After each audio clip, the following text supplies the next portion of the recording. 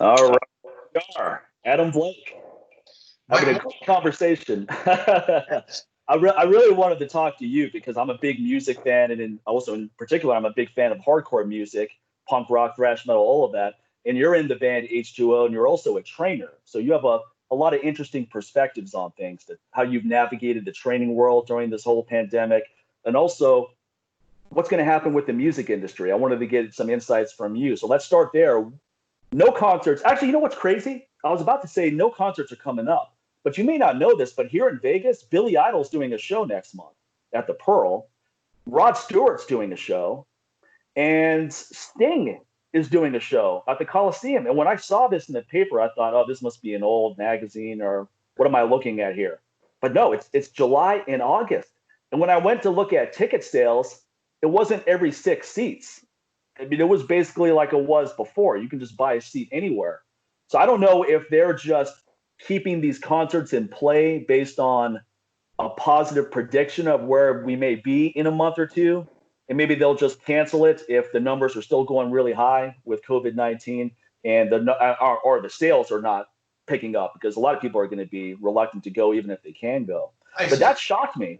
I suspect at that level, when you're playing in rooms that big, there's probably insurance issues for the artist wanting someone else to pull the plug on the show rather than them. You know, Right. like when there's Right. that much money in play, they probably need it to be the, for not for legal purposes. They need the show to be shut down by an outside element, not from the artist or the promoter themselves. Right. Right. And we actually have, my band H2O, technically we have shows in July as well, but like being Really? real, yeah, In well, America or in overseas? Oh, actually, New York City and New overseas probably not anytime soon. No, and overseas, Yeah. everything we had overseas for summer 2020 has literally been pushed to summer 2021. It's like we pushed the whole schedule a Yeah. year. Yeah. Yeah. But technically we have East Coast shows, but like the smart money says it's not going to happen, Right. there's, you want to stay positive and hope for the best, but you've got to be a realist too. Like it's probably, I think live music for 2020 in most cases is sort of done, which is a shame. Yeah. Yeah. It Yeah, really is. it's a damn shame. I don't see how it could be done given the restrictions that venues have. Even a place like the Brooklyn Bowl, or what used to be Vinyl, Hard Rock has now been bought out by, what's that airline? Virgin. Okay. So that actually happened before the whole pandemic started. Virgin bought the Hard Rock, and they're just refurbishing that whole hotel, remodeling it. But I don't know how they would do it given the limitations of. I don't think you can have more than maybe 100 people in an So official social gathering. what they are doing in Europe, because we originally tried to roll our shows over from the summer to the fall, and they're doing essentially like quarter capacity venues, which for a band like us and the kind of music we play just doesn't work. Like you can't Right. have a hardcore show with people being kept like 6 feet. Yeah. It's just not. Yeah. It's better just not to play. It's going to be such an awkward Right. experience for everyone present. Right. And probably extremely hard to police that as well, because the minute the band starts playing, everyone's going to come together and they're going to stop the concert. Right. So, I think for artists with, more of a grown-up kind of crowd who are willing to sit in their seat and watch the performance, they may come around a little sooner. However, what I do see potentially happening in hardcore is it going back to like house shows and Right. unusual venues, alternative venues, and kind of getting outside the mainstream, people advertising, flyers, social media, much more of like if you don't know somebody, you won't know the show's going on kind of a situation. Right. That's what I see happening in hardcore first. People throwing shows and, almost like it used to be, like kids putting on shows Right. for other kids. More of an underground type Much setting more where you're not even using official channels to promote it. You're Yeah, just getting the word out to stay off the mainstream radar, and exactly. going, hey, okay, we're just tell people that aren't going to tell the wrong people. We're going to get 150 people in this basement Yeah, and put on this show. Yeah, that's interesting. yeah. That's interesting. I I see can see that happening. and to be honest with you, it could have happened already with some bands. You know what I mean? Like, Yeah. But I see that coming back. And for bands like us, we can live in that world for a while and do just fine. Right. So that's what I'm hoping. I'm hoping that there'll be some of that going on. Have you seen these shows in Germany, I want to say in other parts of Europe, where they're using drive-in movie theaters? Yeah, I've heard of that. You have 100 cars, and people are just honking their horns in between songs. And some comedians were doing shows where if you thought it was funny, you honk your horn. Yeah. That's got to be extremely awkward for any performer. I would like to do one of those just to get experience, but I wouldn't want to be the norm. That's for sure. Yeah, it's just like I feel like the underground music. It's a communion between the audience and the artist. It's a cool connection, and you need that physicality to make it work. And so we have to negotiate that and find ways to make it work. It's one way or another. Yeah. And it's crazy and unfortunate because it's not easy even before this whole pandemic to be a hardcore band. No. Getting shows promoted and getting a good size following, getting a good size attendance. It wasn't easy before all of this happened. Yeah. And now it's going to have to be, I guess it's going to become survival of the fittest. Which bands are going to come up with the most clever ways to move forward and find interesting avenues to keep the ball moving. I mean, one thing I got to say about hardcore kids is that they're in it for the long haul, so as much as this is like, pretty hard on everybody, especially the bands that are full-timers. Like my band, at least we all have off to things, sources of revenue, et cetera, et cetera. Right. But for the full-time, it's been a real problem. But the hardcore kids will wait, and they will come back. Like the first tickets that go on sale, it'll be go time. So not too worried. They're the least fearful segment of the population too, meaning that, as I said, Billy Idol's coming next month, Rod Stewart and Sting, but the people they attract may be going, I don't know if I want to be in that band. Yeah. But if a hardcore band were doing a show somewhere next week, the kind of people that like that music would be, let's go. I'm not worried about this. Throw themselves off a balcony, hoping. Right, exactly. They're not a timid bunch. And we also, for most of the bands in my genre, it used to be much to my chagrin, but now I'm actually grateful. We actually play small enough rooms that we might get open before the big arenas do. That's right. That makes sense. 200 to 500 people, that's a great. We could do a tour of that and do fine. Like a Sting can't do that. Billy Idol can't do that. No. So, if they did that, it would be just to be cool. Like, I don't care about making money. I've made enough money, so I'm just going to go do this fun tour, and that would be great for the people that are fans to see a performer like that in a small venue. So that would be the only reason. To a lot of the big rock bands. Right. Yeah. Right. Yeah. Now, what else do you have going on? Actually, no. Here's what I wanted to ask you. I'm glad I lost my train of thought for a second. Here's what I wanted to ask you. Where were you when this whole lockdown started happening? When did it first start happening in California? And were you on tour somewhere when it happened? I had to sit out. The band did a tour at the beginning of the year. I had to sit it out due to some health concerns. I wasn't actually allowed to travel. And I was working. So I'm a trainer when I'm not on tour, which is most of the year. And I was here working. I had an August European tour scheduled that was going to be great. A lot of festivals. Bunch of East Coast shows scheduled. We had a show in California scheduled, and then one by one, it was funny. It was like the lights started to go out. First, it was one got canceled. Then it was the next one, and then all of a sudden, it just it was like that was it. It was done, and all the festivals in Europe moved. Like I said, a year later, which my summer 2021 is going to be rocking it. Yeah. It was, and now everyone's, just kind of in a holding pattern, Right. I mean, I know, if I was told I could go on tour, I would hop on a plane and go on tour tomorrow, but it's out of my hands. So, yeah. And you're not the only industry that's in this holding pattern, because my friend Tim Larkin, who I talked to a couple days ago, he travels the country and other countries teaching his self-defense, self-protection system. Right. And there's no way to keep people 6 feet apart. You have your hands all over each other learning these moves. Yeah. And he can't do that anytime soon. So he had to diversify his income real fast during this whole thing. And my friend Steve Cotter too, he travels the world teaching kettlebell workshops. He's been in San Diego for the last 2.5 months, which is probably the longest he's been there in years, because he's constantly on the road. Yeah. He's the kind of guy, he flew to China to teach a course, came back the next day. That's how much this guy travels. Now, I think about my career in particular, between 2011 and 2013, I was traveling a lot, especially overseas. And at that time, it was a substantial part of my income. I hadn't transitioned into designing my own supplements at that time.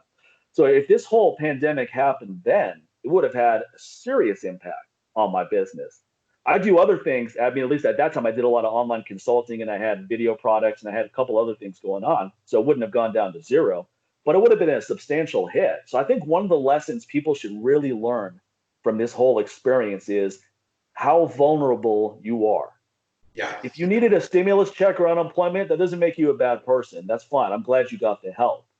But you should start thinking about, what can I do to fortify my finances so that I don't need help from anyone if this ever happens again. Yeah. Because people should now realize how vulnerable they are, because just literally like a light switch going on. Yeah. One day you're working, the next is, nope, you got to shut down.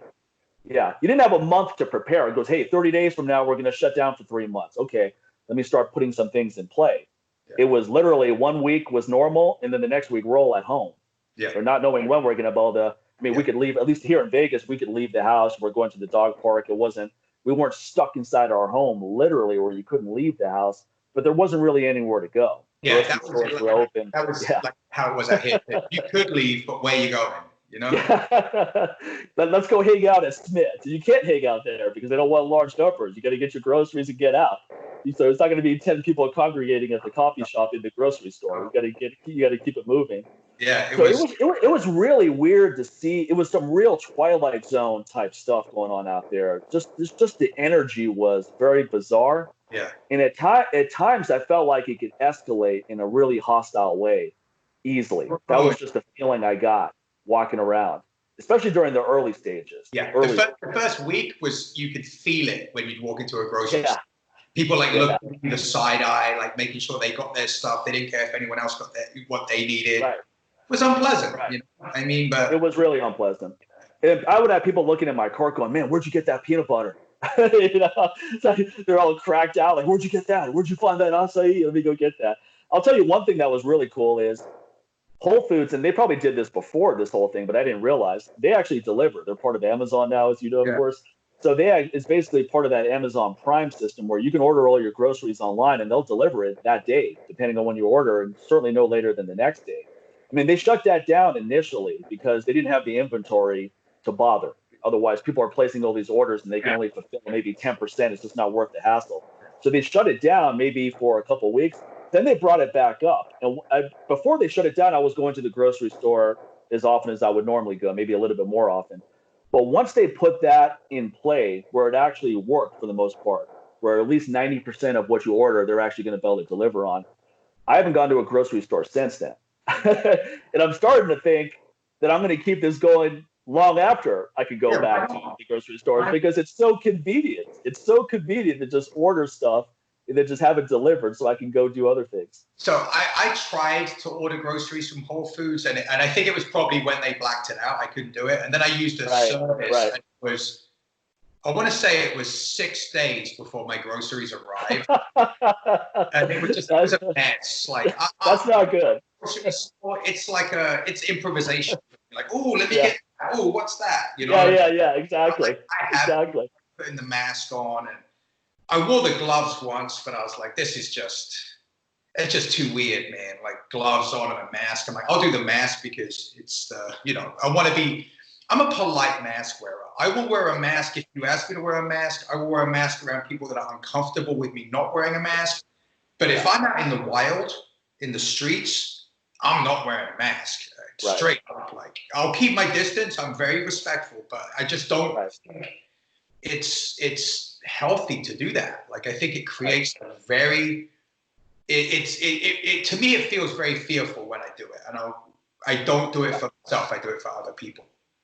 That's my attitude as well. I'm not when I go to the dog park, I'm not wearing a mask. When I'm working out at a park, I'm not wearing a mask because we can socially distance there and so forth.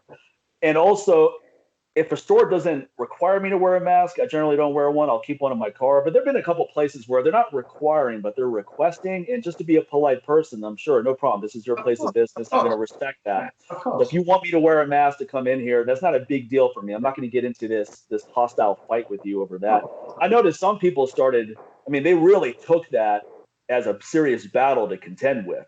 They're going, hey, just put this in your phone and you can show the manager that it's illegal for this person to ask you to wear the mask and so forth.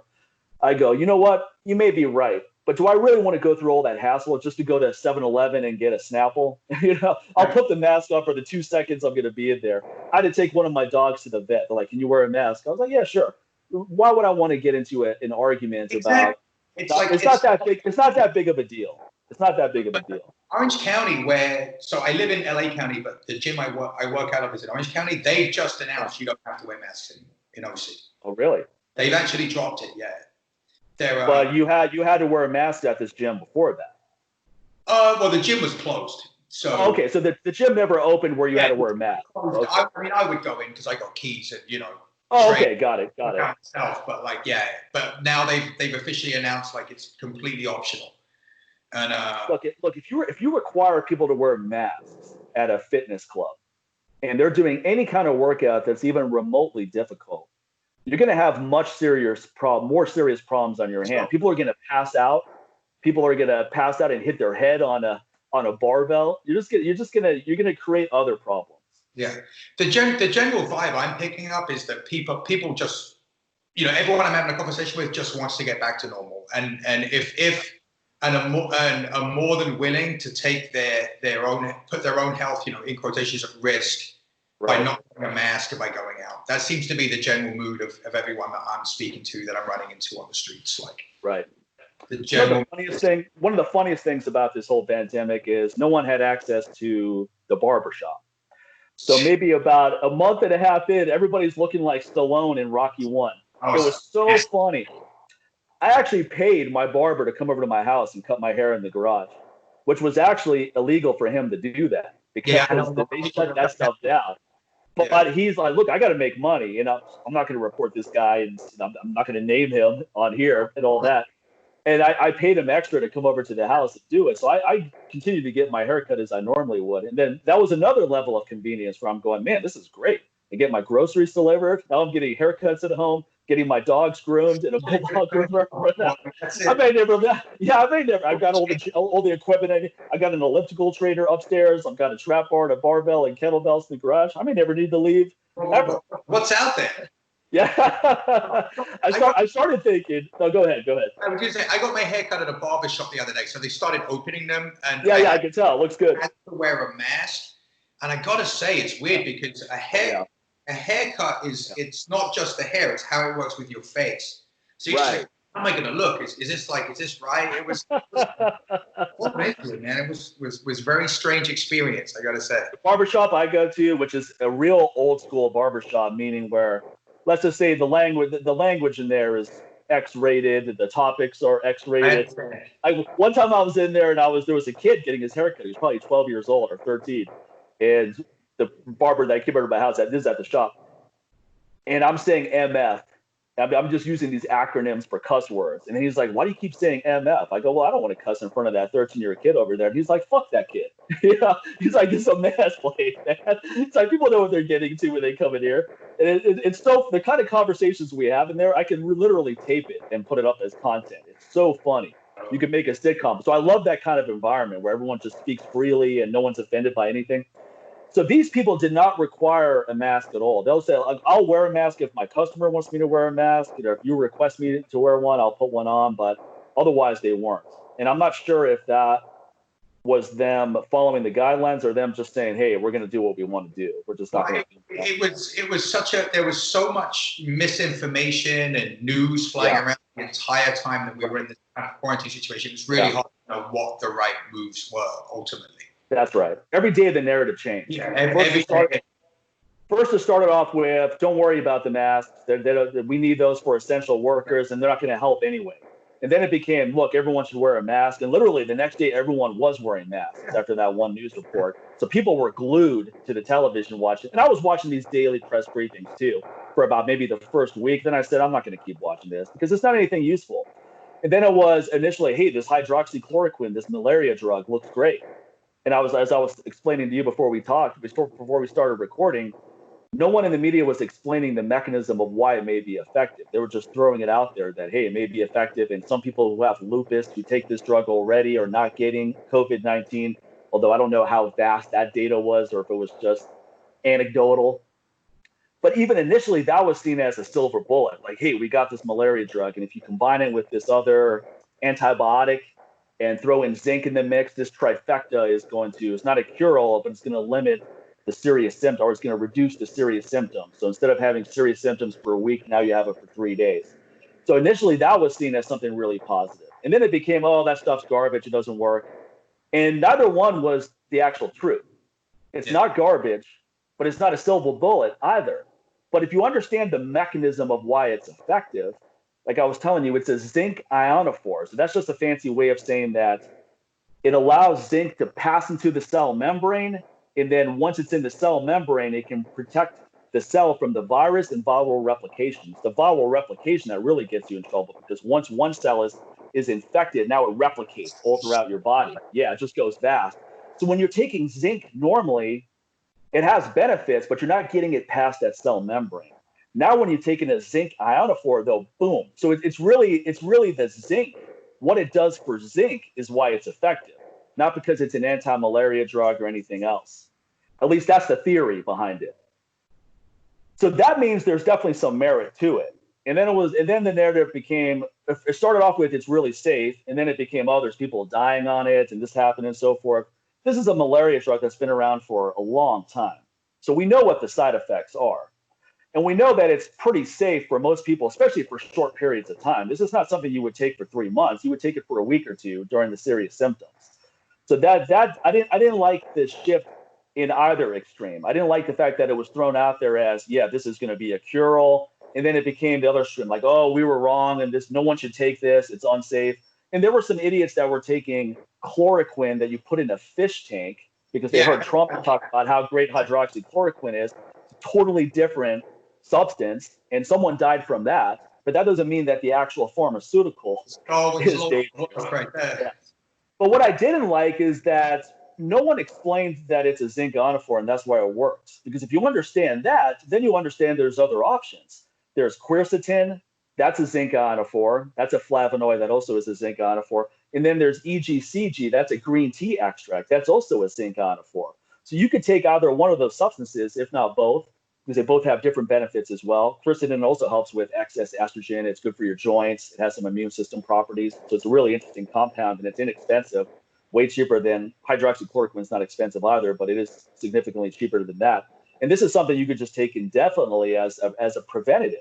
Because if you're taking zinc, but you're not taking it with something that allows it to penetrate the cell membrane and offer real protection from viruses, then you're not getting the full benefits. So what I don't understand is why, and this is probably just lack of knowledge, but anyone who sells zinc as these cold remedies, they should have quercetin in there or EGCG in there as well, to make sure that the zinc is going to the places where it's going to be most effective. But we never even heard about that. There wasn't one news report on quercetin. And I thought for sure there would be eventually, because I wrote an article about it after I talked to Dr. Gordon. We had him on the LLA show, and he sent out an article to all of his subscribers even way before that. So I was at the early stages of knowledge. And I go, wow, this is really interesting. I better go buy some of this now, because once the word of this gets out, I bet a lot of people are going to stockpile it. And it was actually somewhat sold out even before this came out. But I think that's more people just hoarding anything that's out there. It's like, oh, this may be good for my immune system. Let me get that. Not because they were privy to this zinc ionophore theory behind it, because most people, they've never heard that before. I never heard it before Dr. Gordon brought it. Yeah, and I'm pretty well researched in these things, so I haven't heard of it. A lot of people, the average Joe probably never hasn't even come close to hearing about it. But that never became part of the news, even though there's data of quercetin being used successfully against SARS, Ebola, similar type coronaviruses, because COVID-19, these are all coronaviruses. Yeah. And what's funny about it, I just thought of this now, is people would hear COVID-19 and they would say, look, this is the 19th one. Why don't we have more information about it? I go, no, it's not the 19th strain or the 19th mutation. It's 2019. Yeah, Dumb 2019. motherfucker. That's what they're referring to on that. So it just became a lot of people hearing sound bites and repeating it as if they're an expert. People started hoarding all this hydroxychloroquine too, and now people with lupus couldn't get it. That just showed you, like you said, you were disheartened by some of what you saw. I was really disheartened by that because it's not something you would even take as a preventative. It's something you would take if you have symptoms. So don't take it unless you need to. And certainly don't hoard it, especially when other people need it to be healthy. But you're also looking at, we're in an environment now where you have the mainstream media, and then you also have social media. And right. And there was so much, I mean, forget the mainstream media. So there was so much misinformation just flying around the social media sphere that at some point it was like you almost, to stay sane, had to really be super conscientious about who and what you listen to, because that's right. For me, there was an email sent out. It was non-sensational. They send it out every day, and it's their COVID-19 update email. It's boring. It's not. There's no bells and whistles. It's like, this is what's going on by the numbers, and you can sit down and read it with a clear head and get an idea. And that was my main. I stopped watching the news about a weekend. I made a hard line.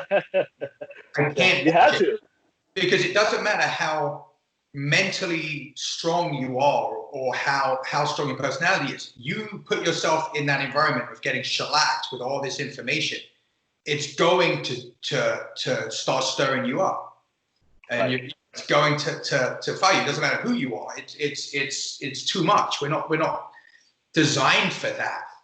So we're better when we have authority figures that we trust telling us the information, rather than this person on Facebook and that person on Facebook and this doctor and that doctor and this and that and this and that. It's too much.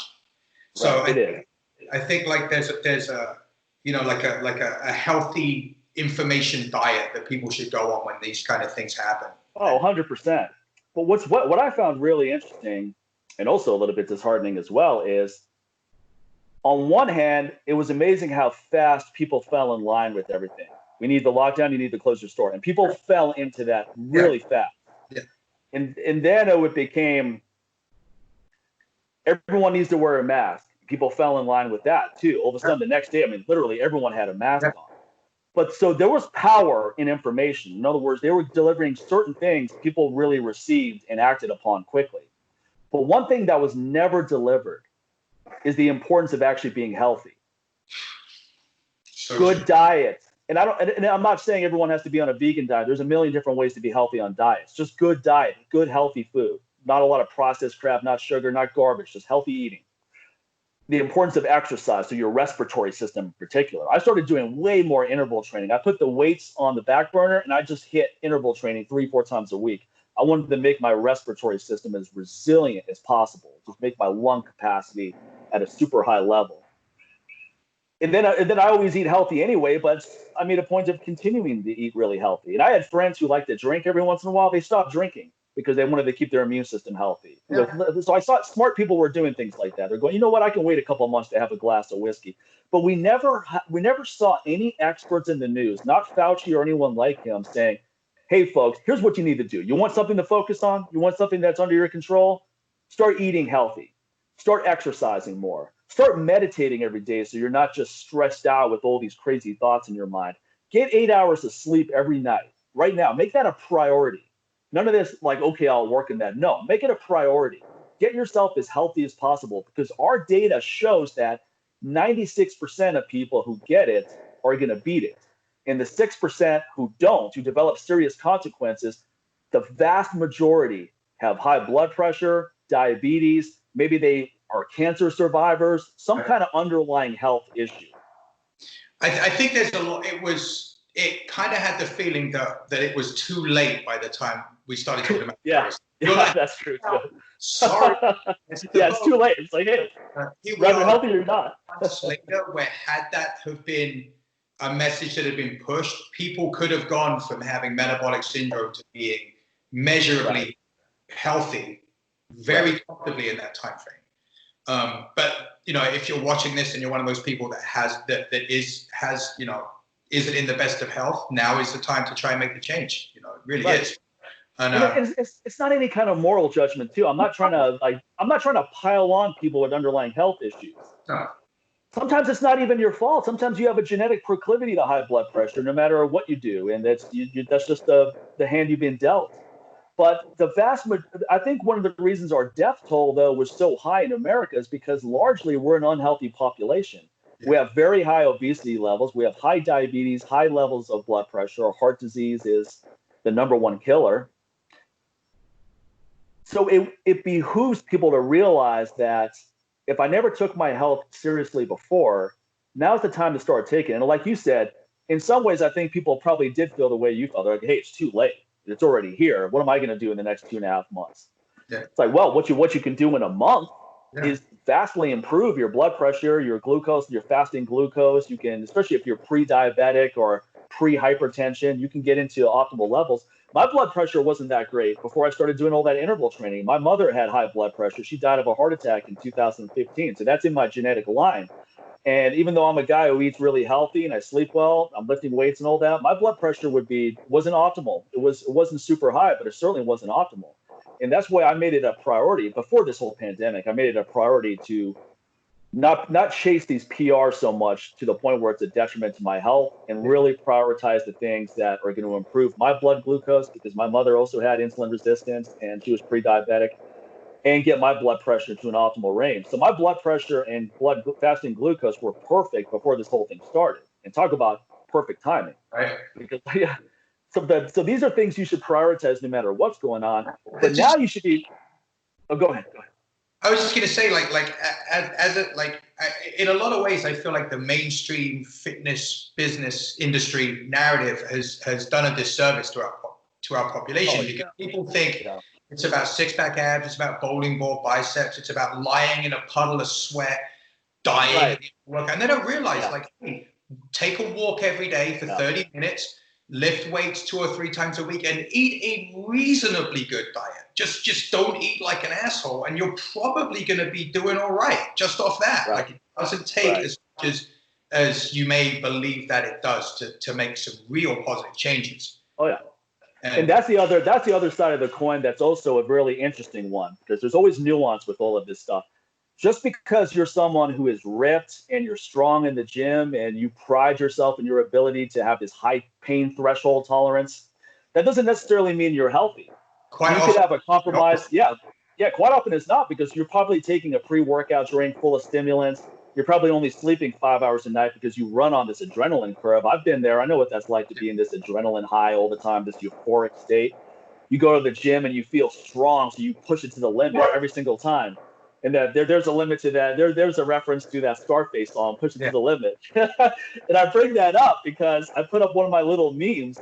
I said that once you always push it to the limit, there's no telling how messed up you can get. And that was where I was going with this whole thing, is that it takes just as much discipline, if not more discipline, to not push it to the limit, especially when you're an adrenaline-based person.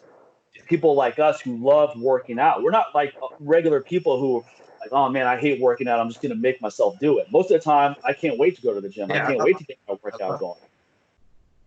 So, but that makes us more prone to have adrenal issues, to have low growth hormone, not high growth hormone, because you need high growth hormone to get the most out of your workouts.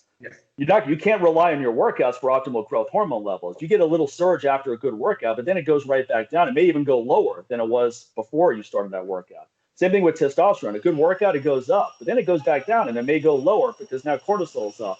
So it's more complex than, hey, I look good in the mirror, I'm healthy. That's not always the case. Or I can deadlift 600 pounds, I'm healthy. That's not necessarily the case either. Your body could be so beaten down from all the training you've done that now you're even more susceptible to all of this. So that's the other thing that's the other message I think that's really important for people. And I'm guilty of this too, especially when I'm going to the gym and everything feels light and you're like, man, I'm just going to go for it. That's how I felt since I started resuming at the gym, but I've purposely disciplined myself to not go beyond. I go, look, you said you're going to do this. Don't add any more weight. Don't do any more sets. Don't do any more reps. Just build the foundation right now. There's no hurry. And it took a long time to get to this place because when I talk about these kind of people, I'm talking about myself as well. I'm not trying to say I'm so above this, like, oh, I'm so clever and I'm so smart. I'm not one of these people. I've been that stimulus addict, and it's very easy for me to become that stimulus addict again. And it's okay to push the envelope every now and then, right? That's right. That's fine, but like it should be the exception, not the rule. Like what do you call deposit sessions, right? That's the term. That's the other analogy I use. I go, make most of your sessions just deposit training sessions so that when you want to make a withdrawal, it's a significant one. Yeah. It's like the Dan John park bench, bus bench analogy, right? Like right. You're just kind of you're not trying to make anything happen. You're just doing the thing, and then. Well, Pavel Tsatsoulin's the one who really promulgated this notion of don't train to failure. I mean, there were other people who touched on it before him, but no one conveyed it as well as he did in his early books. Is that leave a few reps in the bank. If you look at the Russian athletes, they never train to failure. The only time they train to failure is at a competition when they're doing a maximum effort. But in the gym, it's always a few reps shy of failure. And that takes a lot of discipline. It's really hard to get people to do that. It's not hard to get someone who's not a big training enthusiast to do it. To them, they're like, oh, great, that sounds good. I don't want to be beat up. I got things to do. But a lot of people, they don't think it's a good workout unless they leave wiped out. Like, man, I could barely walk out of the gym. My chest was so sore the next day, I couldn't touch it. And I was wiped. I had to go take a 2-hour nap after that workout. It's like, all right. Imagine someone who is a police officer or a firefighter who just went through a workout like that. And now they have to go in the field and perform at their endeavor. It's not going to go well. It's too much. Not going to go. Most of your workouts, you should leave feeling like you could go back and do it again. Yeah. You should leaving. You should feel good. You still get this central nervous system facilitation. You still get a little dopamine rush, a sense of accomplishment. Your good feeling hormones, serotonin, things like that all go up. Testosterone growth hormone goes up. So you should feel good, but you shouldn't feel that you deprived yourself in some way either. Like, man, I didn't push it as hard as I should have. I could have done another rep. Yeah, another. And look what happens when people train to failure. How good are those reps when someone's training to failure? They're never good. Yeah. Ever. I think there is a certain amount of like time in the game. If you've been training for a long time, you can come to these realizations. I think the first few years, it's all about like, it's like a new toy, right? Like I want to push it as far as I can and lift that biggest thing. And, that's the time to do it. If you're young, and that's the time to do it. But even then, you have to look at what am I trying to get out of this whole thing. One thing that's always helped me is that I'm very focused on strength and performance. So I'm not training for 6% body fat or to have the biggest biceps in the world or shoulders. That's never really been a motivation. I'm always focused on some kind of performance, whether it's an endurance focus or a maximum strength focus. So when you look at it that way, you know that if you go to your maximum every single time, all you're doing is demonstrating what you can do at that moment. You're never actually building strength. You're just demonstrating strength. From your long-term performance. So the young people I see doing max deadlifts every single time they deadlift, they're never getting stronger. They're just maintaining at best whatever that max effort is. And most of the time it starts going in reverse. Now you're getting weaker at every session and you don't understand why. It's like, man, I'm getting weaker. I've gotten weaker 3 workouts in a row. And you fried your nervous system. Yeah. You completely fried it. So I say all this because I don't want people that are really strong and fit to have some kind of level of arrogance where they think they're so much better than everyone else. Yeah, no. And because you see that too sometimes, like, oh, all these fat fucks, they should have, that's on them. They should have taken charge of their health and all that. It's like, okay, yeah, maybe they should have. But are you the healthiest person right now? Are you someone that is just so used to riding this adrenaline high, which never lasts forever? Eventually it's going to crash. And when it does, it's going to crash really hard. The pendulum's going to swing the other way. It's like someone with bipolar. And I'm on the bipolar spectrum, so I get this. So my mental health is like this. Boom, euphoria stage. I'm in this euphoria stage. I feel invincible. I can get a ton of my workouts. I'm killing it. My mood is good. I'm super productive with my business. I feel unstoppable. Then it's going to swing back this way. Boom, despair stage. Despair stage is the exact opposite. We're just getting out of bed in the morning is difficult now. Going, why am I even alive? What's the point of doing anything? None of it matters. Those are the kind of thoughts that are going through your head at all times. and you have to fight through that. You have to mentally push yourself through that. It's like having this weight on your back, and you just have to bear the load and try to get back to that euphoria state. Now, some people are going, well, how do you find the balance? I go, well, someone like me is not going to find the balance. That's just not going to happen because that's just the way I'm wired. But I went to a therapist before this whole thing started just to talk about these kind of things.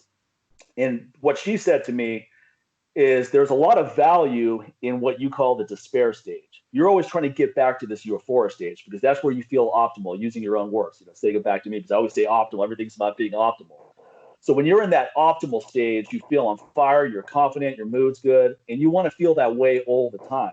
But that's not realistic for anyone. That's just not the life experience for anyone who has any level of introspection. But when you're in that other, when it swings the other way and you're in that despair stage, there's a lot of lessons to learn from there. So don't try to get out of it so fast. And that advice was really poignant to me. It made a big impact. Because I've had these pendulum swings during this whole pandemic. And when I'm in that despair stage now, it doesn't freak me out as much. I don't have anxiety over it. I go, hey, this is what she was talking about. So let's just relax.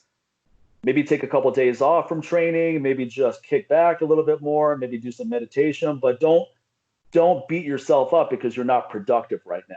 Don't feel like, okay, you're not working on your business, so you're wasting your time. What are you doing? Because I'm a stimulus addict too, just like these people I'm talking about. I'm not someone who, again, thinks I'm above any of that. Especially when you have the mental health that I have, is that when I'm very productive, it's because I'm in that euphoria stage. So you want to be there all the time. So, and then you're in that stimulus addiction stage all the time, but it never lasts.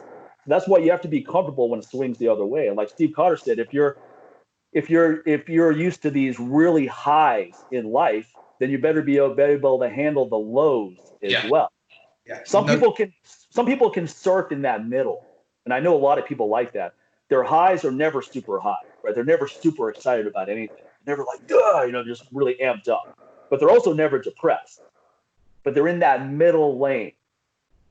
So they're never going to be that productive. I mean, it's all about whether you're happy or not. But in terms of serious accomplishments, that middle lane is not where it happens. It happens in those extremes. So you have to decide if I don't know if it's even anything any of us have control over, meaning that if you're wired to be in these extremes, there may not be a way for you to ever get to that middle because it's just not the way you're wired. And if you're wired to be in the middle, you may not be able to get to those extremes either. I don't know. So I think so long as the darkness isn't too dark, for some people it can be crippling. And I think then it's a different story. But if you can navigate it and you can live in it, then that's just your journey, right? That's just who you are and the hand you've been dealt. And you do what you can to manage it, but it is what it is. Like there's not really a permanent solution to it in most cases. Right. It's like someone who's 5'6" and they want to be 6 feet tall. Yeah. It's like that's not going to happen, even if you put stilts on your shoes or something. Yeah. It's not going to happen. So you just have to accept the fact that you're 5'6" and you're going to have to find a way to live with that. It's just good to have someone to work with to avoid going too far into the dark, because you're absolutely right. There are monsters there, and I don't think anyone should have to face those alone. I agree completely. And like when I talk about bipolar, I'm not on the high end of it. I'm on the spectrum. But like my therapist said, she's like, you're too productive to be an extreme example. She's like, you're on the spectrum just on everything you've said, but you're not at the high end. So people that are on the high end, I mean, when they swing low, it's going to go way lower than what I experienced, where it may be suicidal thoughts or hostility to others. Exactly. And they're not functional, basically, is where I'm going. They're not functional in the euphoria stage, and they're not functional in the despair stage. They have a feeling of just I'm crazy. My emotions are all over the place. I'm either super happy for no reason or I'm totally depressed for no reason. Yeah. And that just experiencing that's going to make you crazy. You don't get it. You don't know where it's coming from. That's a challenge that I'm grateful that I haven't had to deal with. I know people that have, and it's been tough for sure. It's really tough. People like Chester Bennington, I imagine dealt with this kind of thing. Chris Cornell. Yeah. Chester Bennington. If you listen to, I love Linkin Park, and I like his work with Stone Temple Pilots, and I like Mike Shinoda's solo work too.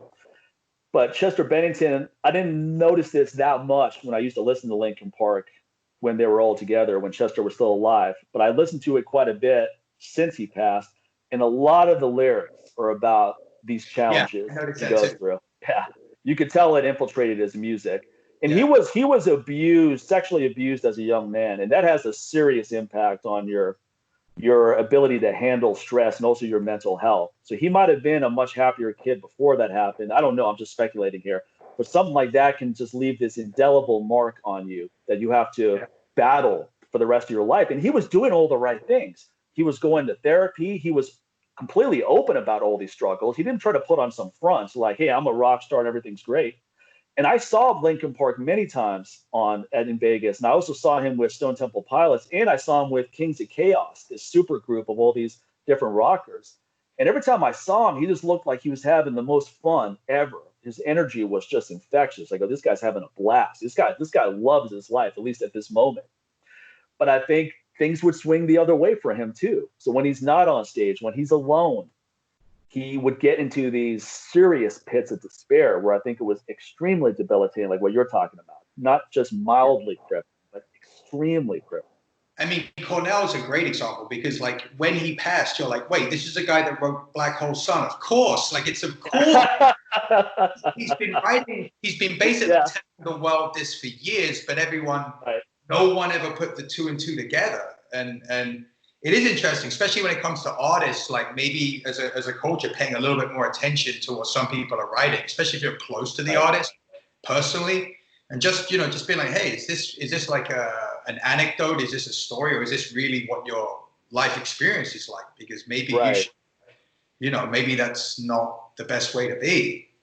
Right. If that's all you're writing about, then you have to start wondering, okay, what's going on in your head? What's going on in your head that this is all that's coming out of it? And what's wild is out of the four big Seattle bands, we have Pearl Jam, Alice in Chains, Soundgarden, and Nirvana. 3 out of 4, the lead singers committed suicide. Alice in Chains, Soundgarden, and Nirvana. The lead singer, Eddie Vedder of Pearl Jam, is the only one who's still alive right now.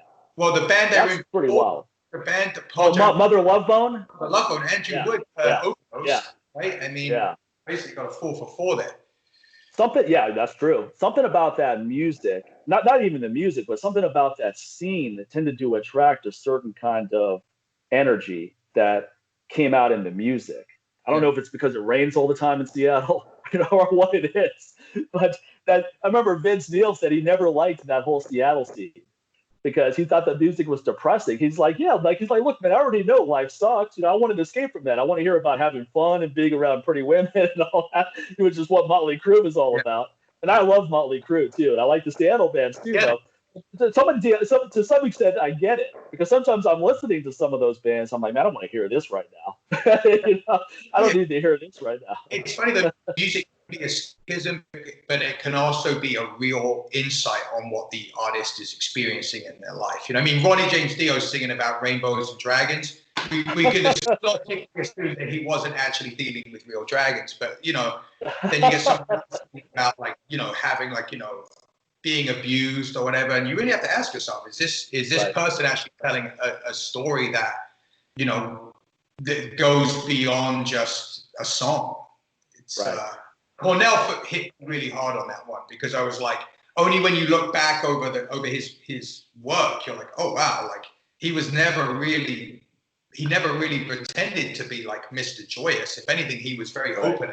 But on the surface, when you look at someone like that, you're like, he's got all the money in the world. He's got all the celebrity. He's an artist. He's got a family that loves him. Like he's probably blissed out of his mind every day. You never really.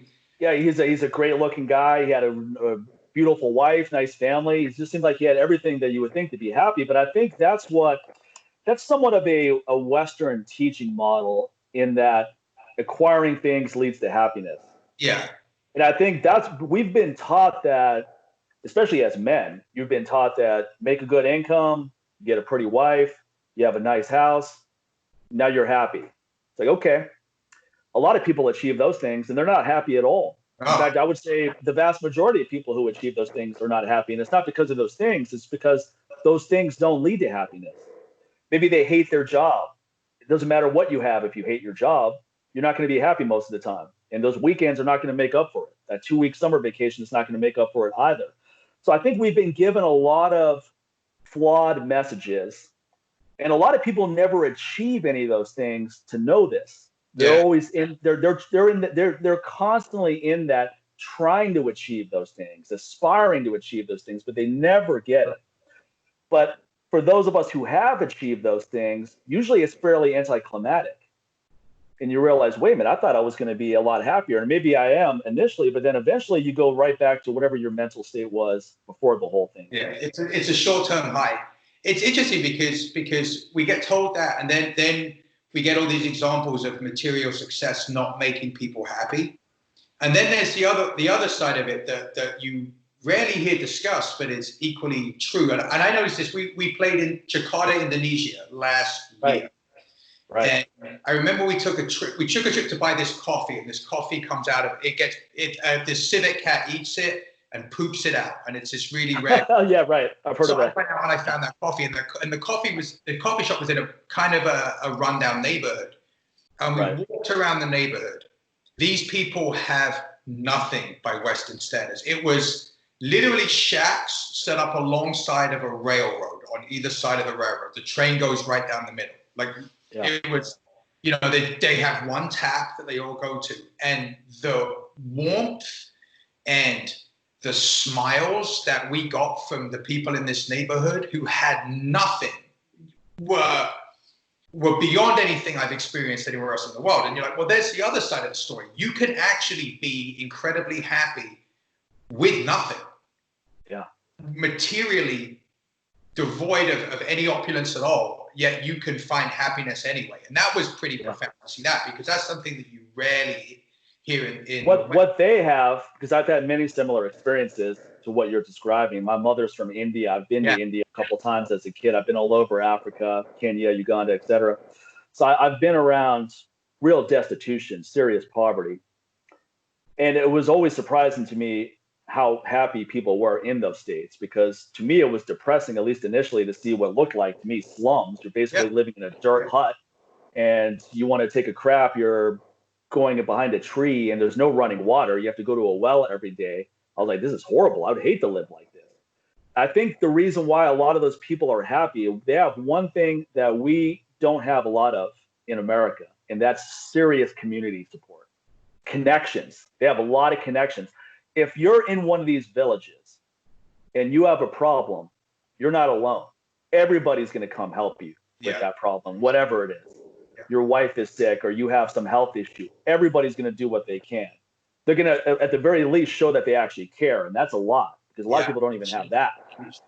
So that's the one that Johan Hari wrote the best book on depression I've ever read. He's a really interesting artist. He's made all the podcast rounds, or author, not artist. And he said his book is called Lost Connections. He said one of the main reasons why people are so depressed in the Western world is this lack of connection. And I think we may be realizing that a little bit more now as a result of this pandemic. And I think that's one of the silver linings with the pandemic, because there's always good and bad in every situation. There's good in this situation too, depending on how you frame it. But now we've had people that maybe they live alone. So for 2.5 months, they haven't had really any human contact. Maybe they can't go to the park, or if they do, they don't really know anyone over there. Their friends were at work, they don't see anymore.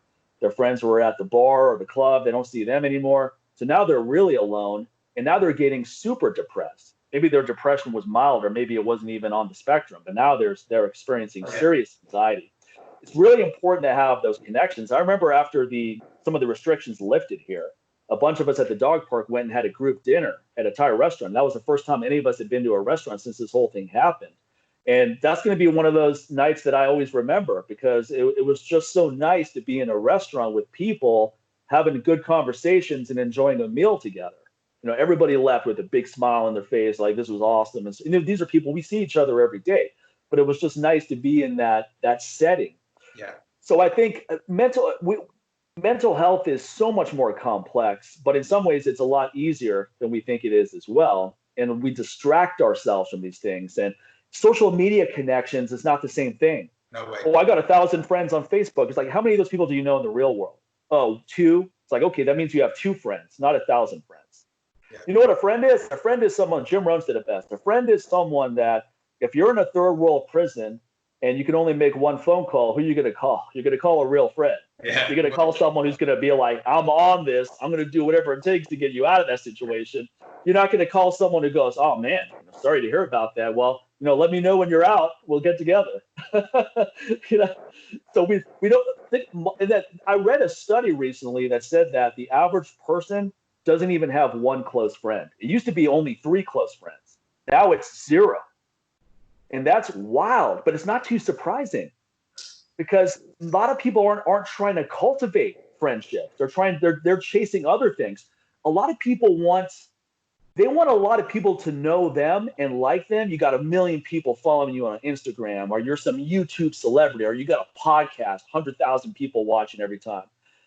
They want those things, but they don't necessarily care about cultivating real friendships. Or when they do cultivate friendships, it's with, okay, this guy's famous, so I want to be friends with him or her because that's going to further this. And that's not a real friendship. It's built on nothing. It's interesting because, I mean, we're close in age, and we grew up pre-social media. So our personalities have formed in like meeting your friends face to face. I mean, before cell phones even, like if you said you were going to meet at this place, you had to be at this place because you couldn't text people and say you're going to be late, right? I think we're going to see more challenges with that as people mature who have never known life without social media. Absolutely. Think about the poor communication now. Pardon? Yeah. Well, I was going to say, just think about how a lot of people that did grow up in the social media world, their communication is texting and interactions on social media for the most part. Most people don't even talk to each other on the phone now. It's mainly texting, especially younger demographic. Those people tend to be very poor at face-to-face communications. They don't look you in the eye. They're not very articulate because they've never developed the skill of it. A very important skill for men in particular is the ability to handle rejection. And I don't mean rejection by email. I mean face-to-face rejection. And the most sharp example of that is asking a girl out on a date and she shoots you down. It's in person. It's happening right to your face. She's looking at you and going, I'm not interested at all in you. I don't find you remotely attractive. I mean, she may not say that, but that's what a no means. Now, you and I have experienced that because we grew up pre-social media and pre-cell phone. But a lot of people now never experience that because they're meeting women on Instagram, or they're meeting them on Tinder, or they're meeting them on some of these mediums where there's some kind of affirmation before you ever get together. In other words, if you get rejected, it's by email, and the rejection is usually you just don't get a response, not an email response back saying, no, I'm not interested. Yeah. But the ability to handle that rejection is really important, which is why when I worked in the sales world and I did business development and I sold gym memberships, my first job out of college, one thing I noticed, and this is a generalization, but it's just an observational generalization, is that the men I worked with handled rejection a lot better than the women I worked with. And the main reason I think, I never had this discussion, I thought about it later, is because rejection is a part of being a man. It's just going to happen. So we're used to rejection where if you're in the sales world and you try to make a pitch and the person goes, look, I'm not interested at all, you're probably not going to need to go talk to someone about that. You're just going to move on to the next call. But I worked with some women where they spend a lot of time, especially on a business development deal. And that's a little bit sharper because it can take a month or two to close a big deal. And when that doesn't happen, it's more impactful. But usually the men I knew would just move on. And maybe they're suppressing their feelings for all I know. For all I know, they were just as depressed. But anyway, this was my observation. And also myself. It's like I never took rejection it wasn't that big of a deal for me. But some of the women I worked with, it was a really big deal for them. They would get really disheartened with that. And then because the flip side of rejection, though, is this. If you've been rejected, you don't want to experience that again sometimes, especially in the context of some kind of romantic endeavor, someone you're attracted to. So what happens is you start self-rejecting.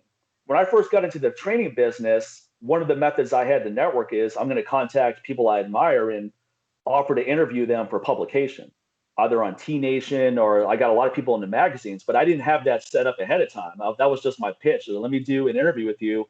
And I'm thinking, because this is such a bankable name, I'll be able to sell it to Iron Man Magazine or Muscle and Fitness or T Nation, which was the emerging fitness website at that time, especially your bodybuilding.com, et cetera. I didn't have those things lined up, but it made sense to me. I was pretty surprised with my success rate.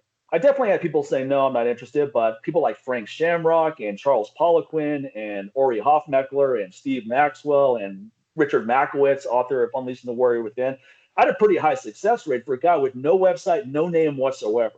Not like now where I'm fairly well established. It's different. Yeah. But the things I had stacked in my favor then is this is pre-social media. And these, as MMA wasn't anywhere as big as it is now. Back then, it was way more of a fringe endeavor. So it's not like media people were lining up to interview Frank Shamrock and he had to pick and choose who he wanted to work with. He probably wasn't getting a lot of inquiries. But when I would tell this method to other people, they'd be like, that's not going to work. Even after I'd already showed that it worked. Like, nah, that would never work. Because I knew other people that were trying to get into the business, a little bit different than me.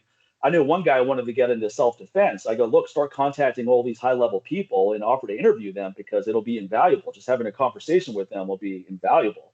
He's like, nah, why would they want to talk to me? No, that's not going to work. Who am I? I'm nobody. So I think this self-rejection, which permeates our society, and it's not just men, it's men and women. I think that is very dangerous to personal growth, or mitigates personal growth to a large extent. You're not even waiting to get rejected by someone else. You're self-rejecting to avoid getting rejected, but it's still rejection. Yeah, I'd say that's a toughie. I mean, I think I know I've certainly been through that myself. Situations where I was afraid to make the leap, but inevitably when I did finally take the step, it feels amazing. And rejection is it does. Rejection is like, it's eventually, if you get rejected enough, and I think anyone that tries to do anything in life is going to get rejected at some point. Right. You kind of don't give a shit anymore when it happens. Yeah. You're just like, oh, whatever. You stop taking it personally. But I think the first few, I remember my first few rejections. I remember for the rest of my life. I was young enough to, to not be. I think it's character building is where I'm going with this. So what I'm trying to say is it's a good thing. Adversity is a good thing. Facing adversity is a good thing. You don't know what you're made of. You don't know what you're made of until you face adversity. Yeah. I mean, I look at every major leap in personal growth in my life always came after some serious adversity. Yeah. It was never things are going really well and now they go a little bit better or they go a lot better. It was always, I have to deal with this. I'm going to blast through this and then I'm going to come out the other end, and you come out the other end way more confident. Yeah. Even something as mild as a physical injury or as severe as a personal life loss or just some other major tragedy. I'm not saying that these are things you should enjoy, but these are necessary life experiences to reach your full potential. Like Rumi has a great quote that I love. It says that in every seed of sorrow it's like every what's the exact quote on this one? So I want to get it right.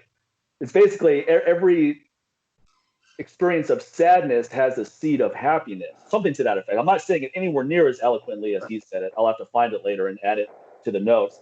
But what he's saying is that, let's say your mother passes away and you're really depressed about that. There's a seed of happiness there because you wouldn't be depressed unless it meant something, unless it had a tremendous, you're only sad because it meant so much. Like she meant so much to you that now you're sad about it. So a lot of us that are dog lovers, when we lose one of our dogs and we're really depressed about that, and you should be depressed about that. And it's okay to be depressed about that, or sad. Sad is a more accurate word. It's okay to experience sadness. Without sadness, within that sadness, there's that seed of happiness that I wouldn't be this sad unless it was something so meaningful. And who wants to have a life where you don't have that meaningful pages? Right. Yeah. You don't want to be in a relationship where you don't have strong feelings about your significant other. You're just coexisting. And you pass away and she's like, okay, I'll move on. Or she passes away, you're like, yeah, I'll move on. That's not where we want to be. You want to be in a place where, I can't tell people how they should feel during those kind of things, but I think ideally it should be such a significant loss that Yeah. you experience the full weight Yeah. of that sorrow. It's because a it meant direct so relation much. to how Yeah. important it was to you, right? The Yeah. joy and the sorrow are going to be directly in proportion to each other.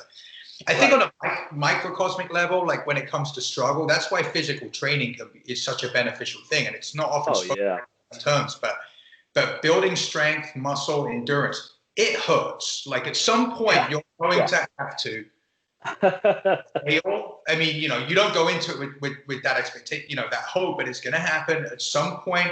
You're probably going to get a, you know, hopefully a tweak, maybe an injury that you're going to have to work through. You're going to have to dig deep and grind hard, and it's in a fairly safe environment for the most part. You know, it's it's fairly low stakes, like as long as you're not doing anything too crazy, right? But those lessons, you can take those out into the real world, and you get used to getting pushed, you know, beat up a little bit and knocked down, and it does build character for people to do that, and it's a safe way to do it. And one of the things, you know, one of the double-edged sword of our society is that we're extremely safe, we're extremely comfortable, we're creatures of convenience.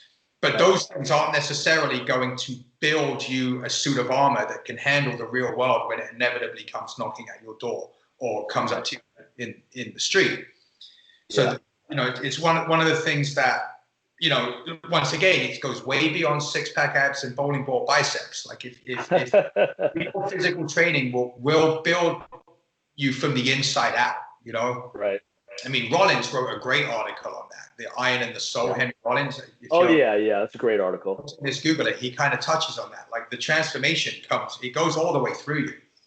And it does teach you about, you know, failure and to a certain extent rejection. You're trying to lift a weight that doesn't want to be lifted. The weight rejection. It's like, nah. And then, you know, it creates strength. Yeah, it does. Yeah. And even if you leave a couple reps in the bank, or it's a deposit training session like we spoke about earlier, it's still difficult. No, I don't want people. You're still pushing it. It's still a challenge. It's just a level of discomfort you've gotten used to. So it's not that big of a deal for you, but just the fact that you've gotten used to a certain level of discomfort, that's invaluable, because now you can. It's similar to this. Let's say you built one business and you were successful at that. The next business is going to be easier to build than the first one, because you know how to do it now. You know what it's going to take. You're prepared to start over again at zero, because you've been there before, and you have confidence in your ability to elevate yourself. 100%. Yeah. The first time around, though, it's a little bit daunting. You're going, man, I don't know if I can pull this off. Yeah. And in some ways, that's good too, because I like that feeling. I don't know if I'm going to pull this off. I gotta make something happen every single day to make sure I pull this off, so that the hunt is on. And when I first started my business, every morning I would wake up and I go, today you have to do something to further your business. Then you can go surfing I lived in Santa Monica at the time. You can go surfing on the beach. You can go down to the promenade and talk to pretty women. You can do whatever you want, but you got to do something to further your business today, every single day. And forget about one thing. I would spend the whole day doing things, because I was so happy to be doing something for the first time in my life that I actually enjoy doing. Before, I was just a worker guy. I was doing jobs that I hated. Whether I was making good money or not, I wasn't enjoying it. So now I'm finally doing something that I want to do. And it wasn't about, let me make as much money as possible, as quickly as possible. It was, let me make enough to keep going, to just have a survivable income, because I'm okay with that. If I just make enough to pay the bills, I'm okay with that right now, because I'm finally doing something that I enjoy doing. I heard a quote recently: an entrepreneur is someone that will work 80 hours a week for themselves to avoid working 40 hours a week for someone else. Right. You know? Right. But you know what the flip side to that is that's definitely true when you first start. And for some people, it's probably true indefinitely, because they're very ambitious. Yeah. But you can, once you figure out a few things, you know how to develop passive income streams and so forth, you can get to a place where it's your choice now, whether you want to push it that hard or you want to pull back the reins and just ride that wave that you've created. It's up to you now. Now you have a choice. Yeah. Initially, though, you don't really have a choice. Either you push it to the limit or you fail. There's no in between. Push it to the limit. We got to have that song in the background. I think that's true, right? That from what I gather from people that have built very successful businesses, it's a lot of upfront work, and then you can make your decision if some people love the game though, right? They just want to grind. They want to keep grinding out. Because I mean, speaking of myself, I don't work anywhere near as hard now as I used to when I first started. Nowhere near. Now it's more a lot of mental work. It's more conceptualizing ideas and making deals, things like that. But that's from the comfort of a home with air conditioning on. It's not out there with 20 kettlebells in my Honda Civic trunk driving from Los Angeles to Phoenix to make $300. Yeah. That's a totally different.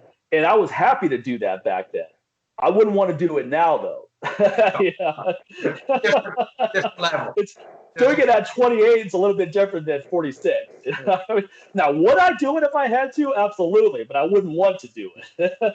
It's similar with music. Like I remember we used to go on tour and sleep on someone's floor. There'd be like 8 of us in a room and we'd eat breakfast. They'd give us breakfast cereal and we'd sit in the bed. Couldn't do that again, man. Now we need hotels, comfort. And you're to a different place, right? But you got to do the work in the beginning. It's rare indeed that you get to that higher level without climbing some kind of a ladder.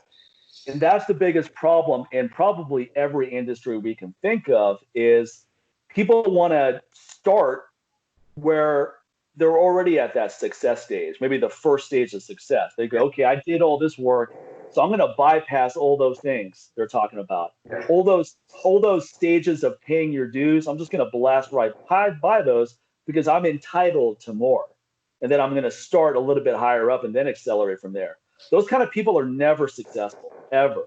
They're never successful because they're not willing to put in that grind. It's like my friend Scott Shetler said. He said a guy came to him and said, hey, I'd love to work at your gym. And how many leads are you going to get me each day? He's like, oh, please, man. He's like, you're going to be cleaning the toilets and mopping the floors when you first start here. He's like, oh, I'm above that. He's like, no, you're never above folding towels and cleaning the place. I do it. Yeah. So it's that mentality of entitlement is a dangerous one. And I saw that with people early in my kettlebell career too, is I would have, like, how many people did you get at that workshop? I go, I had 8 people paying $65 at my first workshop. They're like, that's it? I was like, please, that's it? You know how happy I am to actually be in front of people that want to see me. They're happy to be there. I'm happy to be there. I would have done it for free, especially given that was the first workshop I charged for. I was on cloud 9 after that workshop. I go, man, that was the best $480 I ever made. I still to this day remember exactly how much I made. I remember all the people that were there because I remember how happy I was. Even during the course, in my mind, I was like, man, this is amazing. I'm actually out here teaching something that I care about, and they're really interested in it. It's this amazing exchange of energy. It's probably similar to when you're in a band and you play that song that everybody loves, and you're up on stage and the crowd goes nuts. That's got to be a completely gratifying feeling. It's like you've become the doer, right? Like you've got everyone starts as a dreamer. We're all a dreamer. We've got this thing. And then you usually become one of two things. You become the talker or you become the doer. And when you become the doer, it feels amazing. When you're the talker, it just, it sucks because you're like, you say this stuff and you're not really going to do it inside. And then, hopefully you find your way to the path of the doer, but it's amazing, man. Like chasing whatever you want in life, even if you don't get it, the chase itself is so fulfilling. Taking action is so fulfilling in and of itself that it's always worth it. It's always worth it. 100%. The person you become in the process is the most valuable attainment of anything. That's way more valuable than whatever the acquisition ends up being. Yeah, because you become this. You just shed all of these things that were holding you back. Yeah, and now you're finally getting into that self-realization stage, or you're moving in that direction, and that's extremely empowering. It's truly self-transformative because you have changed yourself into a different person. And whether that person ends up driving a Mercedes-Benz or a Pinto, it almost doesn't matter because the most important work is the work that you've done on yourself. You've developed new skills. You've created something out of nothing. Like, these are incredible. Yeah, it is. And people have to realize it doesn't have to be this trade-off either that a lot of people think. If I pursue what I love, I'm going to be broke. If I want to make a lot of money, I have to do something I hate. I go, well, why would you make a lot of money doing something you hate? How good are you going to be at it doing something you hate? You may be able to put in enough effort to to make what you think is a great income. But if you hate it, you're not going to go to the top echelon of whatever that industry is. And if you enjoy something and you're so enthusiastic about it, you never know where that could take you. I mean, there are businesses where all they sell are cupcakes and they're thriving. That kind of thing never would have happened when you and I were growing up. Here in America, cupcakes were something you got at a soccer game. It was something someone's mom made, or maybe some kid's birthday party. No one would have thought of opening up a cupcake bakery where that's all you sell, cupcakes. Yet there's probably a dozen of those places here in Vegas. And now there's even more precise ones. Now there's gluten-free cupcakes, vegan cupcakes, vegan donuts, right? Donut plant, is that the one that's out there? There's one in Vegas I remember I went to. There's one over in, what's the name of this place? I want to say it's called Ronald's Donuts, but I don't think that's what it is. That's in LA, I believe, Ronald's Donuts. It's something like that. But that's how specific it's become now. But someone had to believe, whoever started the first cupcake place had to believe, my cupcakes are amazing. People are going to want these. And she or he had most likely a she. I can't imagine too many he's, but there may be, and that's great. But whoever that first person was had to realize, I believe so strongly in these cupcakes that I'm going to build an entire business around it. Yeah, and make. There's people like I know people as you're talking to vegan cupcakes who have a vegan dessert business that have. Right. Well, I'm sure they're doing really well. Yeah, 20 years ago, that would have been virtually impossible because two people knew what vegan even was. Yeah.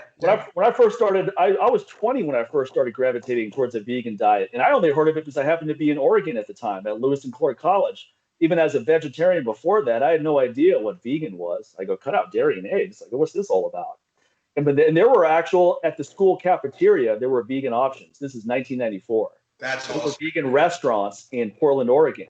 And there were these health food stores where you had vegan ice cream. And these are the early stages of it. So it all tasted horrible. But it was actually there. I mean, the early iterations were not good. Especially for someone that's used to the real thing. But now it's actually really good. Now there's a ton of good options. I mean, if you don't want to eat regular ice cream ever again and you don't want to feel deprived, you'll do just fine. The coconut ice cream, the almond ice cream, the oat milk ice cream, all of it's really good, whether you're a vegan or not. So now there's so many options, but it started with a few people realizing potential.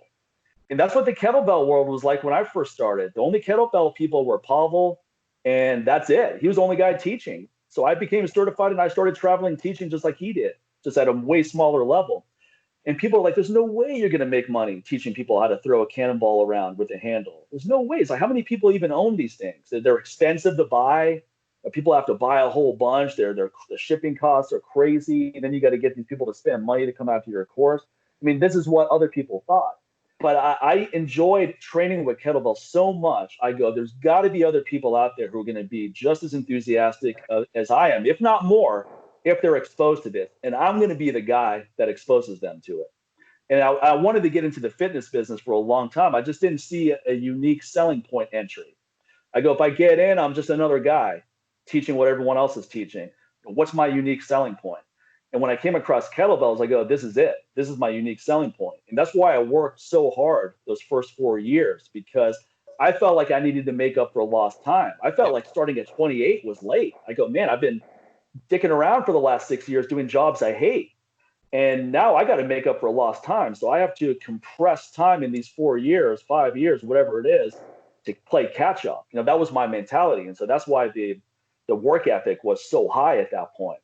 But I see that in so many different industries, that similar mentality. And sometimes I talk to someone, I go, this person is definitely going to blow up. I remember I talked to James Wilkes, the guy who made the Game Changers movie. Oh yeah. And here's what happened. Here's how I connected with him. Fork Over Knives premiere in Los Angeles. John Joseph invites me out as his guest. So I go out there just for that. At the same time, James Wilkes started emailing me, asking me about vegan diet. He wasn't even a vegan yet. He was still active in the UFC. And I said, hey, man, I'm going to be in LA. And John Joseph got me into this event. I'll see if I can get you in too. And he's like, yeah, please do. And then so I got him in. So basically, John got both of us in. And we had a chit chat afterwards. And he brought up this game changers idea. Then he goes, man, as I'm getting into this, I think it would be amazing to make a documentary about plant-based athletes. And I'm used to hearing people say ideas all the time. So initially I was like, yeah, sure. We'll see. You're not even on a vegan diet yet. And you're thinking about making a movie, on plant-based athletes. You don't even know if this works for you yet. That's what I was thinking in my head. But there was something about his energy where I go, you know what? I have a feeling he's going to do something with this. I just have a funny feeling about it. A couple of years later, I got an update. He's like, hey, James Cameron's involved now. All these other, the director for the Cove, that dolphin movie, is involved now. I was like, wow. He really is making some headway. Yeah. Then 2016, they came out to my house to do a little bit of filming. None of the footage made it to the movie. But I remember talking to him going, hey, man, I got to tell you, I'm really impressed that you pulled this thing off. Because when I first met you, it's not that it wasn't a knock on you that I was incredulous. It was just a knock, period, because I hear so many people talking about so many things. They never do anything with it, like what you're talking about. But something made me believe, because the fact that he's a UFC fighter and he competed at a high level, this is a guy who's got a work ethic. So we know that's there. It just seemed like such an ambitious overtaking, though. And I could just see all the impediments that he must have faced on the way. I could just see some of those. And most people are going to stop at the first 2 or 3 impediments. They're not going to get past the 10th one. But most people are going to give up at the first impediment, let's be honest. And then they're going to give up within the first 5. And then if you get past the first 10, now you're going somewhere. But it was just really inspiring for me to see someone pull it off. It's important that someone actually talks about an idea, and then several years later, fast forward to 2019, the movie came out, and it was a big deal. And it all started with that idea, him alone. Here's kind of the secret, right? Like it wasn't overnight. No, not at all. It took many years. That's the thing, right? Like making something happen is usually going to take a little bit longer than you may think it is if you haven't done it before. If you haven't built your business in 12 months, if you are not 6% body fat and deadlifting 600 pounds in a year, you know what I mean? It's like, this stuff takes time, but the work itself is worth doing because of the transformation that you will go through over time. My big goal when I first started lifting weights, like any kid, was to have a really good bench press. And I wanted to bench press 315. And that seemed unattainable at that time because I didn't know anyone who bench pressed even 250. It was just a bunch of kids training in my garage. It's not like I was at Westside Barbell or some barbell club where there's 500-pound bench pressers left and right. So 315 might as well have been 700 pounds. It seemed like this unattainable goal. I remember I bench pressed 225 for the first time. I go, okay, wow, I pulled that off.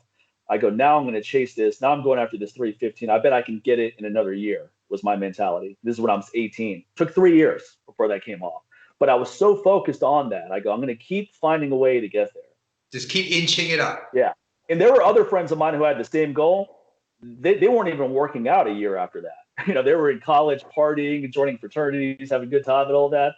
And I would see them years later after I graduated, went back to my hometown. They're like, wow, they're unrecognizable. Because I was so much bigger now and in much better shape. Plus, I had dreadlocks down to my chest when I was in college. High school, so I had a much different look anyway. But I was 106 feet tall, 160 pounds. So my whole look had transformed. I wasn't as big as I am now or as big as I went on to become, physically speaking. But you put on 20 pounds, you're going to be unrecognizable. You go from 160 to 180.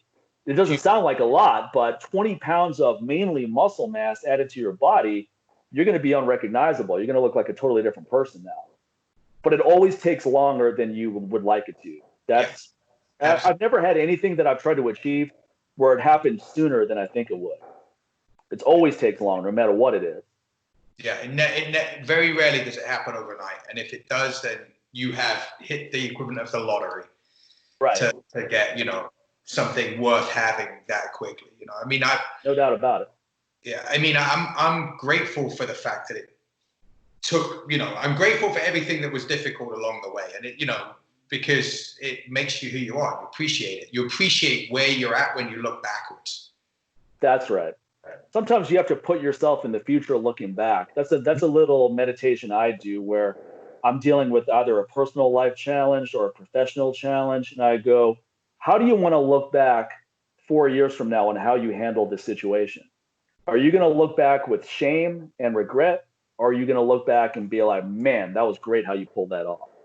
And that actually helps me quite a bit. It helps you with choosing the right path. Sometimes when you have a personal life issue, you go into maybe, let's say, a bad breakup or something like that, especially for someone with my mindset where the pendulum swings so wide, you may think, okay, I got to do some kind of revenge scenario before I can move on. And that's extremely unhealthy, but it's a common one. It's like, I got to do something to get back. I can't just go on with this.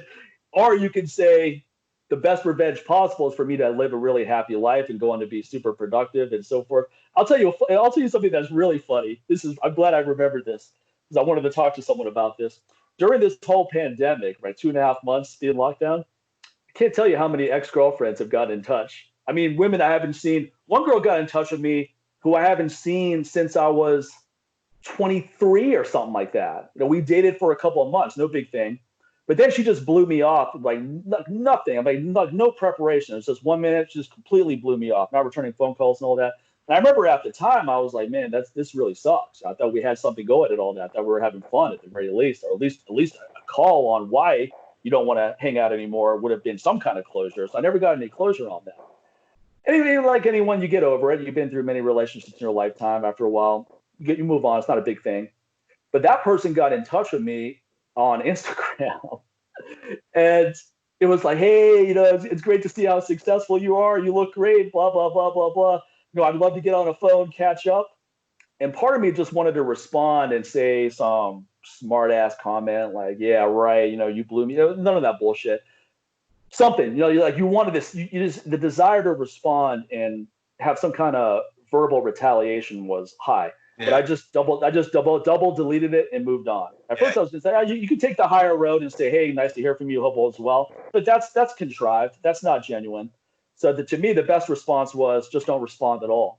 Yeah, nothing good comes from getting in touch with the old.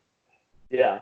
But it's funny what's happening though is that people are shut down for 2 months and they're probably thinking about the past. They're thinking about past transgressions, or maybe she may have even been thinking, you know what, I need to call him up and just explain my mindset at the time of blah, blah, blah, blah, blah. But to me, I don't care. It doesn't really matter anymore. It's so long ago. I've moved on. I'm in a great place. None of that matters anymore. So we don't need to have a conversation. We don't need to be friends. That human to human connection that we lost when we were trapped in our house and trying to find it the way they can. Yeah. It's funny when people find you. But it's funny when people find you who you knew in high school and they have no idea what you've gone on to do. I mean, I'm sure you've had this example before too, where maybe people you knew when you were much younger, they don't even know you're in a band or you're a successful trainer. And then all of a sudden they just look up your name like, oh, I wonder what Adam's up to. And they just Google you one day and they're like, holy shit, this guy's in a band and he's in shape and he still looks great and he's a trainer. It's like, man, I gotta get in touch with him and see how that whole thing played out. I do have old friends that occasionally, you'll speak to once every couple of years, and it's like you never were apart. You just right. I have that too. A really good friend of mine, actually, one of the reasons why I started doing this format, this video interview format, is a really good friend of mine from high school. He and I got in touch maybe a couple of years ago, but we hadn't seen each other since high school. And we were good friends then, but he's gone on to achieve a lot of really interesting things, and I have too. So we weren't just reminiscing about the past. We did that for about 10 minutes, and then it was all like, what are you doing now? And that's why we stayed in touch, because you can only reminiscence about the past much. Yeah. I had friends from college I got together with and when I was in Los Angeles, and you'd get together for maybe one lunch or two, and then you'd realize, you know what, we don't have anything to talk about. I keep bringing up these old stories just to keep the conversation going because there's nowhere to go. And then that just dwindles apart. You grow apart again. But he and I had a really good connection after we saw each other in Vegas and we stayed in touch. So I brought him on because he's done ayahuasca trips. And that's something I'm interested in doing. So I wanted to get her perspective on it. So we did a Skype call. And usually when we do the Live Life Aggressively show, me and Sincere Hogan, we just do audio. So I'm not looking at the person when we're talking. But since he had his video on and I had and then Sincere couldn't make the call, he was busy. So it was just going to be me. Originally, I was going to do this for the LLA show. But since it was just myself and my friend Alex, like, let's just do a video. Let's just make this a video show. And then maybe I can do something with that content. Maybe I'll send the audio to Sincere and then I can do something else with the video content. And it was a great conversation. And the funny thing is that it was a conversation that was stopped abruptly because some kind of technical issue. So the episode, I've never released it. I'm going to do it again. But I had such a good time doing that episode. I go, man, I should start doing this just to build up my YouTube content, just get in touch with friends of mine and have good conversations. So it all started from that. This was literally like 2 weeks ago. So I've only been doing this format for about a week and a half now. But now it's ram a little bit. Yeah. Like and it's a great way to add content to social media, as we were talking about before. I mean, you can take 1 minute.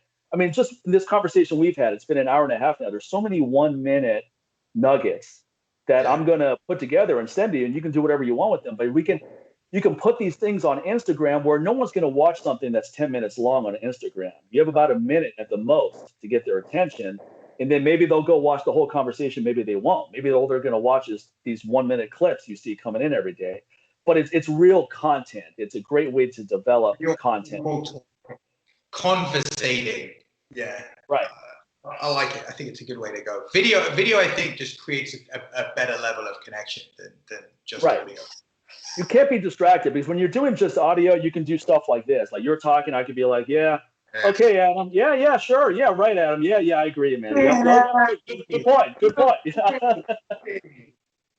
But when you're doing a video like this, it's almost it's almost like being in person. And I'm only starting off with people I actually know. So anyone I'm talking to now is someone that I've met in the real world, and we have some kind of rapport, and just go from there. And I brought up a couple ideas I wanted to discuss with you before we started, but I knew it would free flow like it did. Yeah. I don't know where you're on time right now. If you don't have time to get into some of the health issues you were talking about, we can do that another time. Or if you have time, we can get into that a little bit. Okay, on time. I think my wife is going to have to walk out behind us in a second. Oh, that's okay. She can wave to the camera if she wants to. She can jump in for a few minutes if she wants to. Yeah. So do you want me to just kind of explain my health situation? Yeah, absolutely, because you've been very open about some of the physical health challenges you're dealing with on Instagram. And I actually never heard of the condition that you have before you started posting about it. It's extremely rare. It's called paroxysmal nocturnal hemoglobinuria, or PNH for short. And it's like I said, it's extremely rare. It's like, I think it's about 1 in a million. And basically what happens is, kind of the short version is, my white blood cells turn on my red blood cells. My red blood cells are missing. I think it's a complement protein. Once again, I have a doctor that knows this stuff a lot better than me, and really what happens is, essentially they start breaking and I start peeing them out. And when I pee them out, my urine is black. Like it looks like a red wine. It's a mess. And usually it happens for about 3 days. It's episodic, and then it clears up. And I'm always anemic, but I don't really think about it. And over time, it had progressed to where 98% of my red blood cells had been affected by PNH. So that's basically all of them. And what happened was kind of like, finally, like it just kind of, everything just started breaking, and I was peeing it out, and I went really, things got really dark. Like I couldn't walk to my kitchen without needing to sit down and actually literally take a nap afterwards. Like I was completely, thanks Alfie, completely devoid of any energy. And then so I got diagnosed with the condition way back in the early 2000s, and promptly did not give a shit about it, because I was drinking at the time. I'm an alcoholic, right? I don't drink anymore, but it's been almost 10 years, but I have that demon in me. And I was in the throes of that. So I was partying all the time. I was like, whatever, live fast, die young, leave a good looking corpse. If this is going to be the way, so be it. And then it all came to a head in November. And it turned out that, according to my doctor, I had literally been walking around with a gun to my head, just constantly pulling the trigger, and the bullet never happened, because I should have had a stroke. I should have had a heart attack. Because the red blood cells coagulate, they clot, and they move. They move to the brain, or they move to the heart, they move to the lungs. And she used the M word. She said it was literally a miracle that I didn't have this happen to me. And so they put me on this drug called Ultomiris.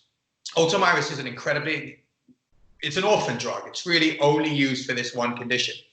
and I will be on Ultomiris for the rest of my life. I have to get infusions every 2 months to keep me from backsliding. I mean, I won't drop dead if I don't take it, but I'll steadily decline back to where I am. This is a drug infusion, or what kind of? Okay, yeah. I go to the hospital and they give me it's about a 2-hour process. They put an IV bag of it into my system, and I'm on that forever. And it's been interesting because it's forced me to confront my own mortality, especially.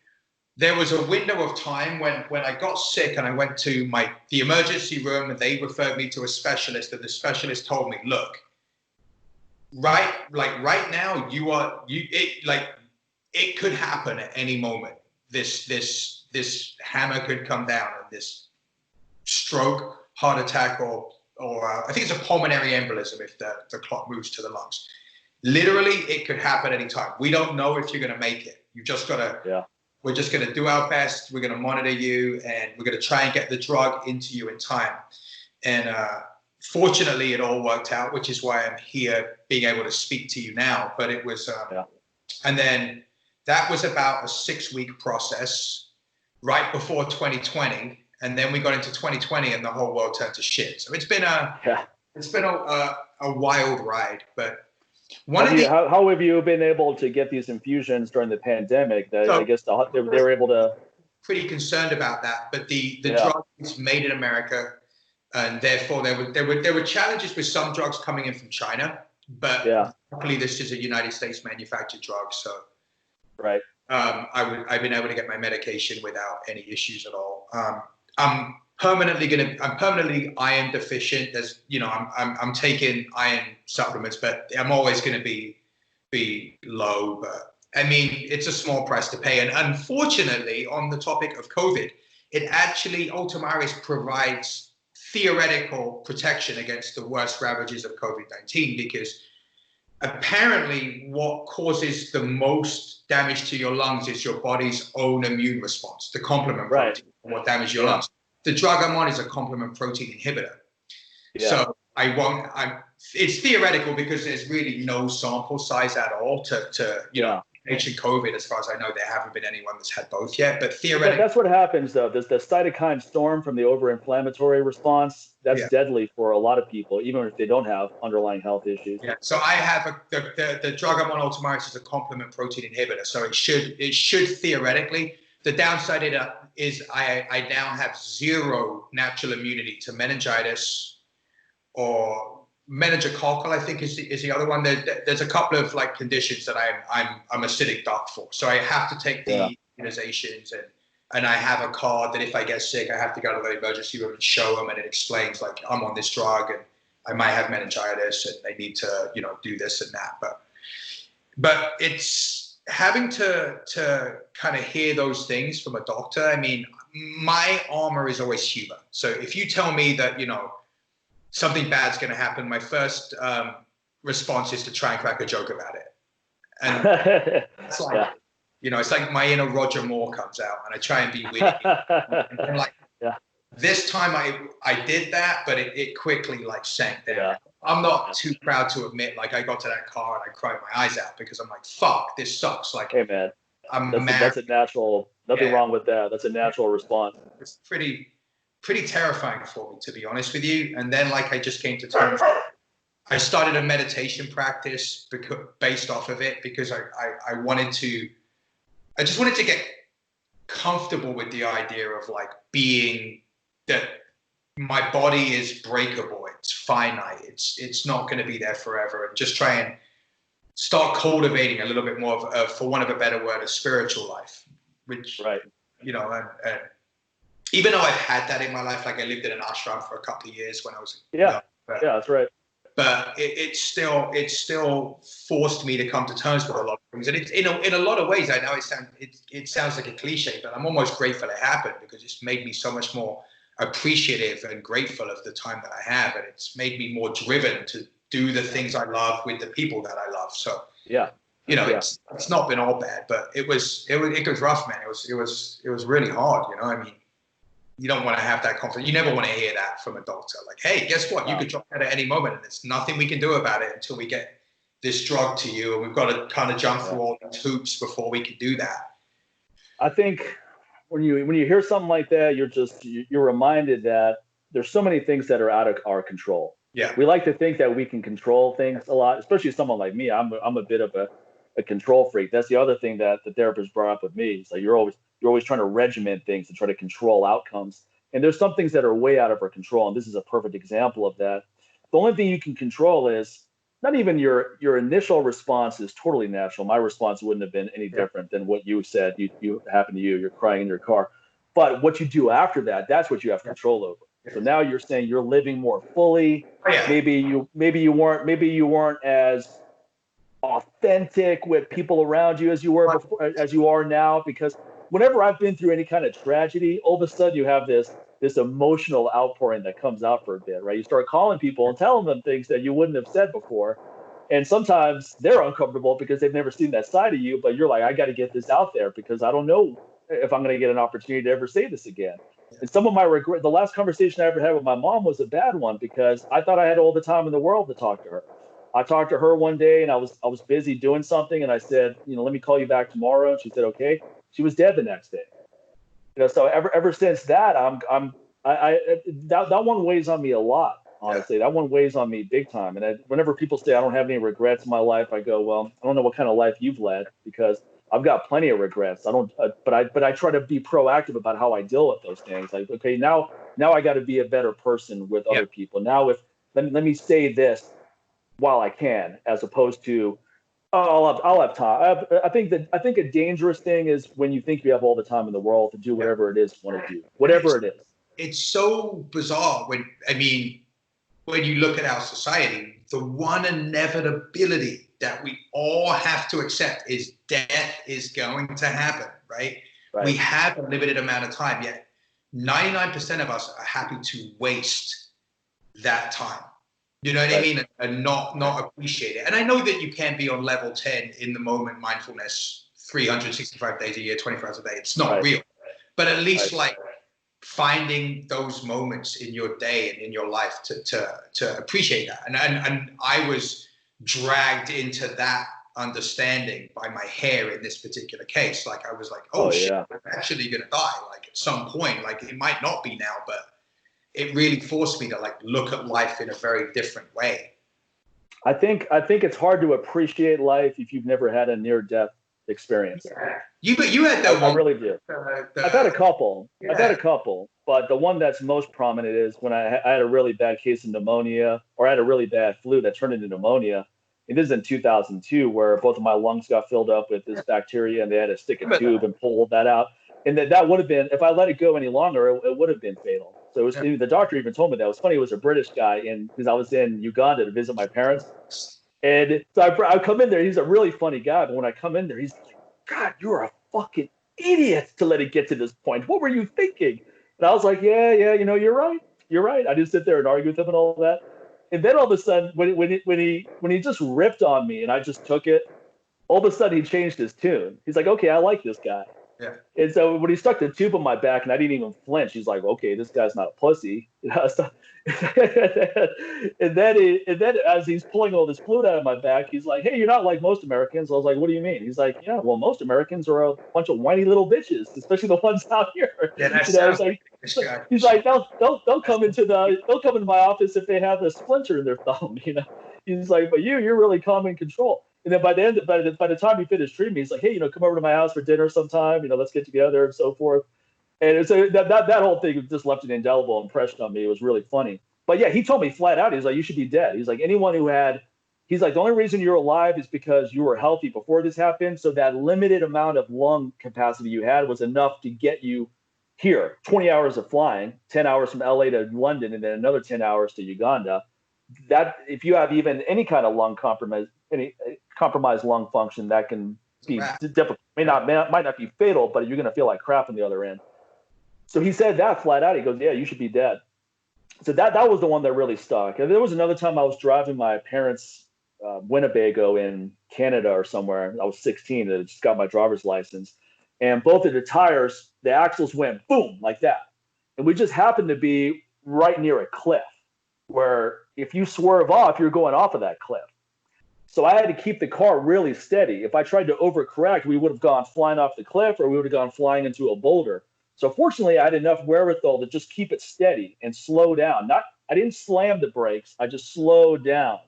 Meanwhile, my dad's screaming like, bah, bah, bah. He's like screaming all these directions and so forth. And I just had to block that out. I just had to act purely on instinct of the moment. And then there was a sheriff who came, or a ranger or someone, and he looked at the damage. He's like, man, I'm surprised you guys didn't go flying off that cliff. I'm surprised you were able to even stop the car. And that was another one of those moments where your adrenaline's pumping and so forth. But that one wasn't as impactful as the pneumonia, because it was like, yeah, that could have happened, but it didn't. So it's not that big of a deal. You know? And the other thing that kind of came out of this was it was my first time dealing with like big medical, you know, right. big medicine. And I'm fortunate in that I had health insurance, and that, you know, that I'm in a financial position where I was able to sit on the couch for 6 weeks, basically, you know. And it really changed my views on that too. Like what if I was dead broke? And what if I didn't have insurance? Like, there you go. Like the drug that I take is, I think it's over $1 million a year. I think every 2 months. I'm not paying that. Yeah, you're not paying that, but that's what it would have cost if you had to buy it without insurance. Yeah, it's roughly what it's coming in at, right? It's an insane amount of money that no one can really afford in reality. And I was like, you know, like, I think just as a society, like as a good society, and I don't really dabble in politics that much because I'm an English person. I'm a guest of you know, I'm a resident alien. I can't vote, so there's only so much skin I have in the game, so to speak. I can't vote. Right. So. But the idea that you know, that a good society should take care of its sick people, regardless of their economic situation. That really drove it home for me in a very real way. Yeah. Because, you know, I was like, I transpose it to what if I wasn't the one sick? What if it was my wife, or if we had a child and they were sick and we couldn't afford? I was like, oh, for people that go through that, it's got to be horrifying. So that was the other side of it. Like there was like an internal change, and then a change in what I saw in the world around me that I thought was broken, and that's having, like, you know, like if as a society, America's done amazing things. Like it's incredible the things that we've accomplished. But that one, I think that needs to be just for the human to human connection to do. Yeah. There's a right thing to do, and the right thing to do is make sure sick people can get the care they need, regardless of their pocketbook. You know what I mean?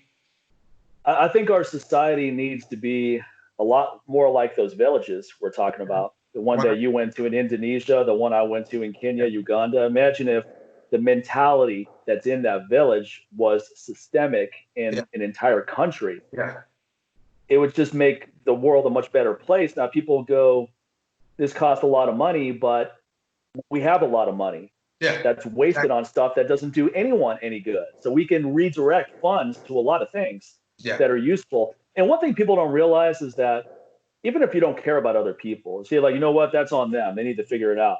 And a lot of people feel that. They won't verbalize it, but that's the way they feel because they've lived privileged existences. They've never had any problems. So it's easy for them to say that.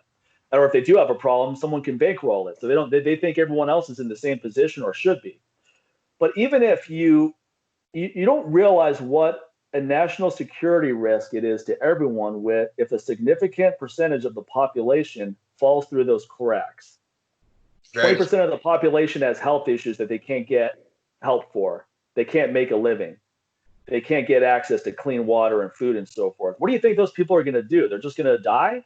They're going to say, we have nothing to lose. We have nothing to lose. So we're going to get a mob mentality and we're going to go take whatever we want from anyone we see. Because they don't care about us. Why should we care about them? And it doesn't take much for society to flip to that. So it doesn't take us, forget 20%, it could be 10% of the population and you're going to have serious consequences. But at 20%, it's an epidemic consequence that's going to follow, no doubt about it. So even if you don't care about other people, if you care about yourself and your family and wherever you live, your community, you have to realize that other side of town is not that far away. And people on the other side of town can come to your side of town very quickly if they feel desperate enough. Yeah. Yeah, it's very And true. in a large group, in a large mob, it's no longer an individual that's calling the shots now. The mob becomes a different beast. Look at what happened. I've brought this up a million times already, but it's such a good example. I have to bring it up. What happened in Rwanda, the genocide in the 1990s, 800,000 people butchered in 90 days. And with machetes primarily, because it's not a heavily armed society as far as I recall. So it was basically bats and rocks and machetes, very brutal, animalistic type killing.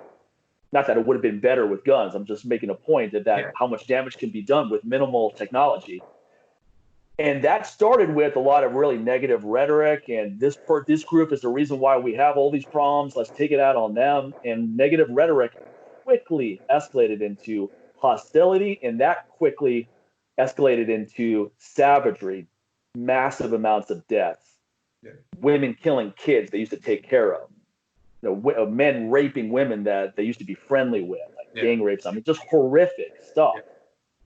And the most amazing part of the story that we often don't hear is that how did they eventually come out of this whole thing? And my father spent a lot of time studying this, so he told me that they eventually had to come to a place where everybody was forgiven.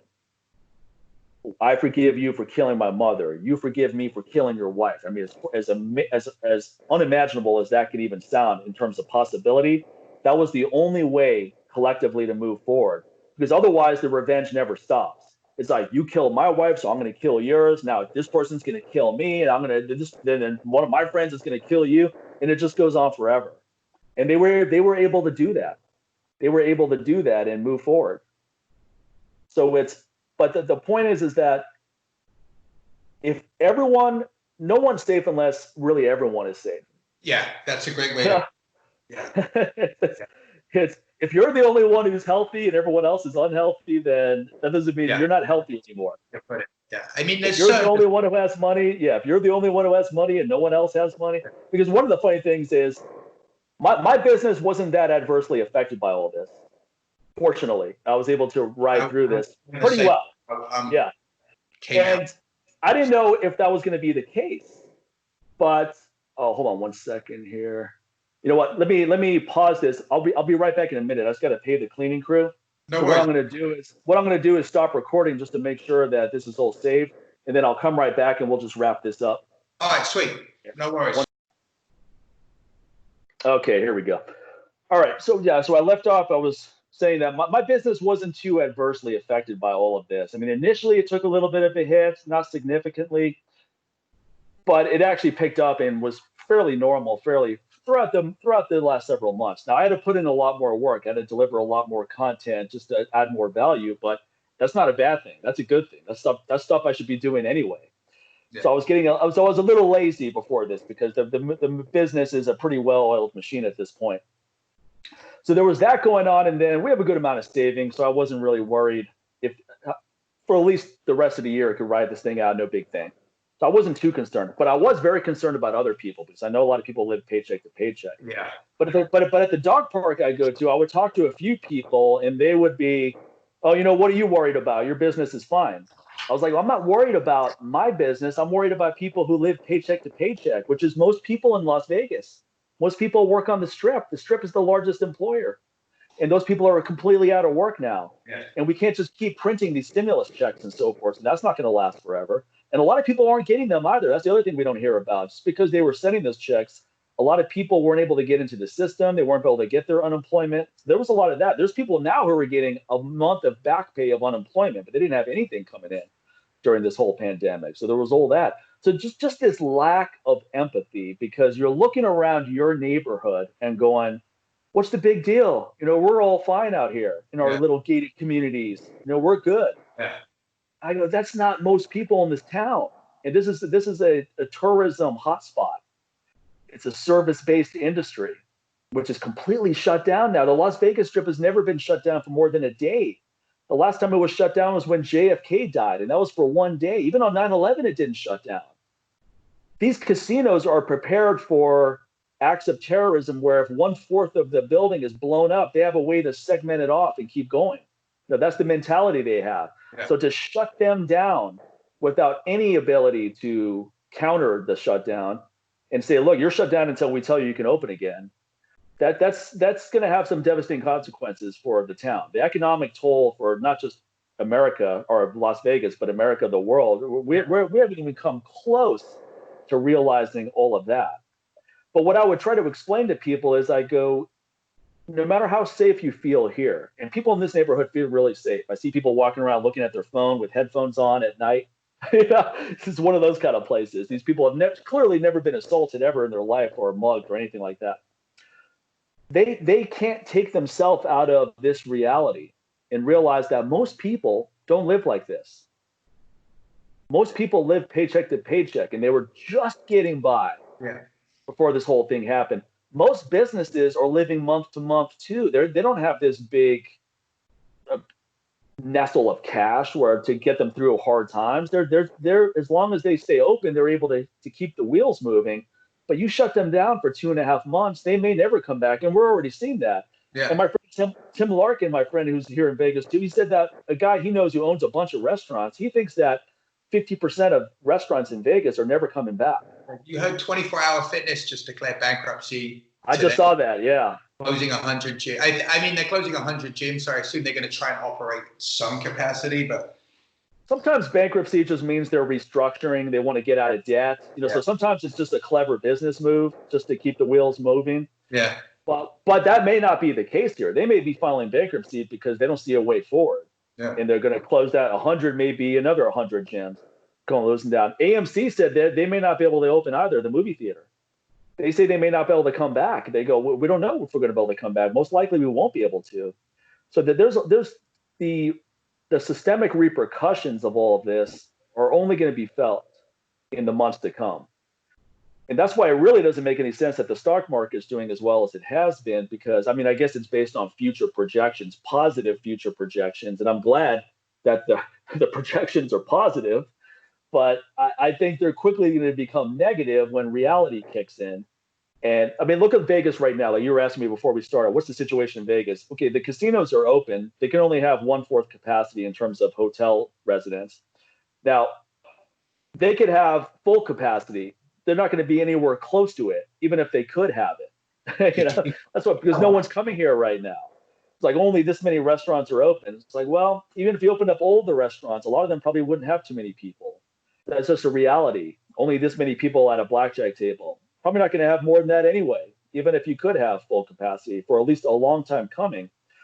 And then, but the thing is, no shows, and that's a big deal in Vegas. No nightclubs, that's a huge deal in Vegas. No concerts, that's a big deal.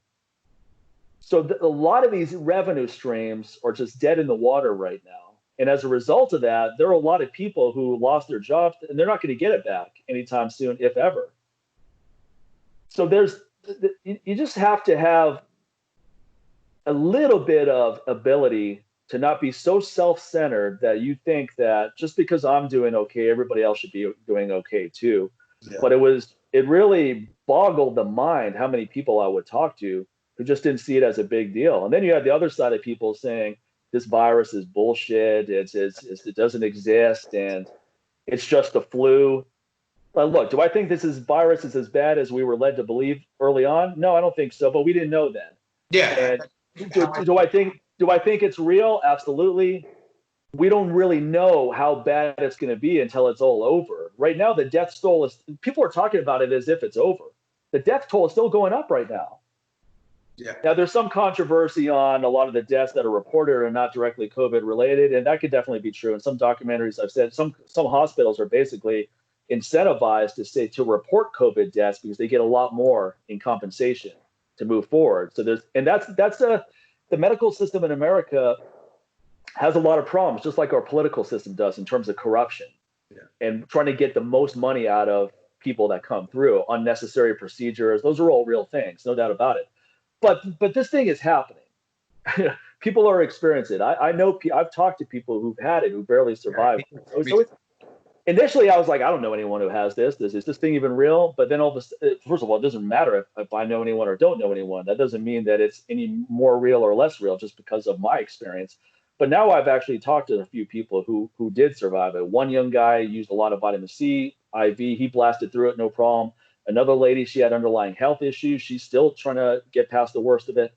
So this thing is real, but again, it was just this lack of ability to have any empathy for people that are having a hard time in this situation. Oh, they should have saved. They should have saved before this whole thing happened. Such horseshit. A lot of people should have saved who could have saved, but there's a lot of people who that's a luxury. It's a luxury to save and put money. Luxury.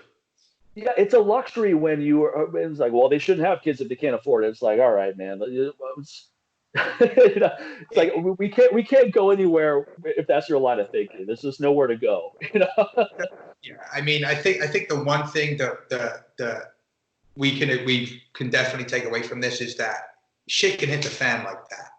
Right. And I know for a lot of people, like having a security blanket financially is hard. Even if they know they need it, it's difficult. And I honestly don't know how to answer that problem. I'm not a politician, but there needs to be some kind of societal agreement that we need to take care of people that can. Right. In times like this, And there are genuine cases of people that need a lot of help. And there's people that make good money. They didn't save anything and they were in trouble too. Yeah. We could say those people should have saved and been more responsible for it, no doubt about it. Because that's a totally different scenario. You're making $150,000 a year and you have nothing in savings. That's your fault. It's not anyone else's fault for you. You didn't have to buy a house bigger than you could afford or have 5 cars or go on expensive vacations and accumulate massive credit card debt. That was all choices you made. But someone making $8 an hour or $10 an hour, I think what we really need more, especially in economically devastated neighborhoods, I don't know how else to frame it, but that is more access to opportunities. And what I mean is, I understand you don't want to just go in there and just start giving people money, unless it's an emergency situation. But under normal times, you don't want to just spray the money hose on problems and hope they go away, because that's just not going to work either. You want to help people become self-reliant. So more community centers, more vocational opportunities, things like that, things that can help develop a neighborhood where now bigger businesses want to come into that neighborhood and open up establishments and banks and so forth, and then build it out from there. And then the whole area becomes much safer, because the better they're doing, the safer we are. The more crime in their area, the more unsafe we're going to be. Eventually, it's going to hit a tipping point. So these are complex arguments, and there's no easy solutions. But I think if you can empathize with the suffering of others, you start looking at the right direction of where we can go with this. Yeah, it's a tough. I mean, it's once again, this is one of those topics that I'm glad I'm not a politician, but I expect politicians to figure it out, because it is important. Like, just on a societal level, for us to hold our heads up high and say that we are this great society, which we all want to be able to do. We need to take care of some people that have a hard time taking care of themselves. It's just the right way to be. Like, there's no ifs, ands, or buts about it. Like, it doesn't fit within. It's almost like it's like, if you don't agree with that, then you're probably not that nice person. I hate to put it like that, but it kind of comes down to that. I'm not saying like you can't have the luxuries in life if you work hard. I think you should. I think if you're a person that's made something of themselves, you should absolutely be at a vacation in the nicest places. Best restaurants and have a nicer car. But you got to take care of humans. Our brothers and sisters in our species. We got to put food on their table, make sure their kids can get taken care of when they're sick. Right. It's not about politics in that regard. Right. It's about something much greater than that. It's about who we are. Yeah. And in a lot of ways, we have a really generous society of people that donate to charities and so forth. And not just wealthy people. I think middle class people donate well over 10% of their salaries to a lot of charities. So there's a lot of good-hearted people that want to do the right things. But that should be a systemic solution. You know what I mean? Like, no, it isn't. It isn't the solution either. That's something that's more people taking charge of it and saying, okay, this we have to do these things, and that's a good thing too, where you have organizations that want to help these people, and then maybe some of our tax dollars go to those reputable organizations that are already in play, and we can just build upon that. And I think what people doing what they can on an individual level is how everything starts. Yeah. I think So I think that's important as well. So if I say, look, I'm worried about these people, and someone says, what are you doing about it, Mike? And I say nothing, then it doesn't go far from there. But what we had here is similar to how the Las Vegas shooting, when the Las Vegas shooting happened in 2017, over there at that, I forget the name of the events, but it was a country festival. Right. Yeah, but everyone knows what I'm talking about. The town really came together after that. There were fundraisers for victims of the shooting, for first responders, and people donated a lot of money. I mean, it went over $1 million in days. I mean, people really poured their heart and dollars into that. People really came together for that. So we have the capacity to do a lot to change society. And I think that's how it starts. It's not how it finishes, but that's how it starts. It starts with individual actions, because then our political system realizes this is what people care about. This is what they want. This is what they're demanding. And if they're willing to put their dollars out there, then we need to start doing something here. And then you just demand it from there. And I think that's the good thing with all the protests. The protests are interesting. Just so, well, you have time to talk about that a few minutes, or you really need to hit the door here? Okay. Yeah. Let's talk about that just briefly. Okay. Now, my take on the protest is this. The pandemic played a big role in why people are so angry. And here's what I mean. Everyone's been locked up for a couple months. Now, what are you watching on the news? You're either hearing about the death toll, or you're hearing about police brutality cases, or some kind of racist events. So the first one was in Atlanta. A guy gets gunned down. Looks like he's just jogging. He gets from the videotape, it looks like he was executed. That's just the way it looks. And that's pretty much the way I think it's going to play out in the court system. So we have that, and that was horrible. And then we have this guy at Central Park who's accosted by some crazy lady who is weaponizing what she knows could happen to this guy. She's going, I'm a white woman calling up the police saying that a black guy is threatening me, even though he wasn't. Unfortunately, he had the whole thing on camera to protect himself. What if he didn't have that on camera? And it was just her word against his when the police showed up. Who knows what could have happened to this guy? He could have been potentially killed or have to weed his way through the legal system. Who knows? So that one pissed off a lot of people, and rightly so. And then the George Floyd incident was the one that just tipped everything over.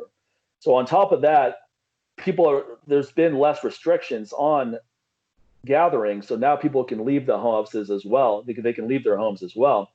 So you have this convergence of events where people are pissed off, period, that they're stuck at home and they're not making money and they're not able to do what they want to do freedom-wise. And then you're watching the news of all of these horrible acts that are happening. I think protests are a good thing. I think our country is built on protests. That's how things move forward.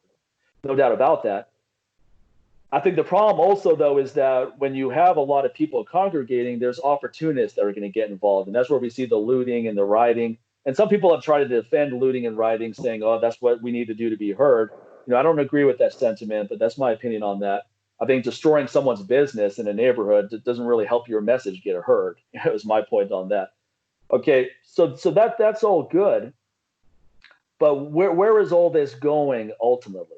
What's the systemic change that's going to come out of all of this? Because there has to be something substantial. I mean, once again, I'm not a politician, but I mean, I do think some kind of police oversight for sure. I mean, this is a long overdue situation. Correction. Yeah. It's amazing this hasn't happened a lot sooner, and it's happening in a way that, comparative to what it could be, is pretty damn peaceful. There's certainly a case to be made for a much more aggressive approach to the protest, and I've attended a protest, and the vibe was super. It was great. Like people were there for the right reasons, Right.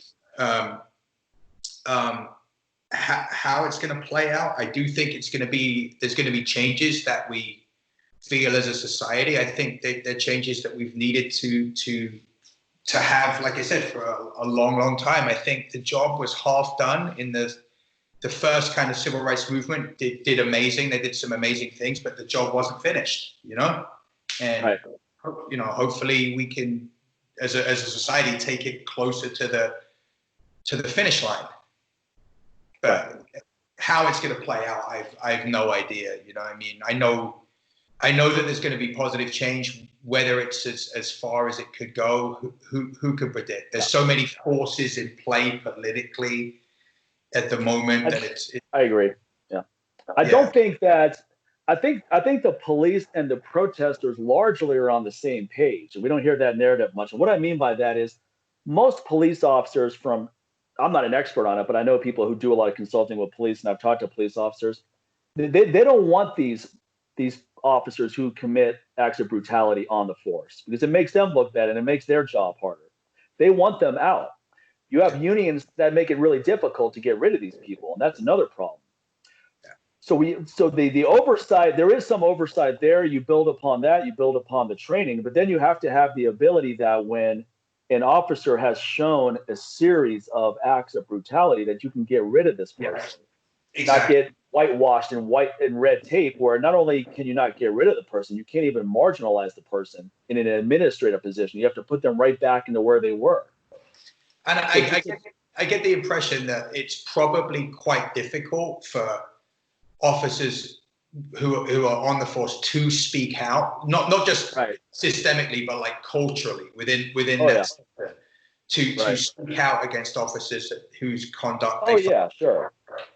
You know, it could even be considered unsafe or you know, and you know, if it's something that I think we need to do as a society, just say enough is enough and make some changes. Because I know, I mean, there are good police that want to do good work and that care about the communities that they serve, you know, but obviously there is a negative element too that's being pushed to the forefront. And I understand both sides because I've experienced racial profiling from police officers multiple times. And then I've also experienced police officers that were super cool and very friendly and very professional. So I've experienced both sides of it. So I know that the racial profiling exists. A lot of people are like, that doesn't exist. I go, well, you wouldn't know whether it exists or not because you're not a target of that racial profiling. I what I'm being told as real. Right. But I've been racially profiled for an ethnic group that I'm not even a member of. That's the thing that I think gives me an interesting perspective on this, is that I'm half Indian, I'm half white.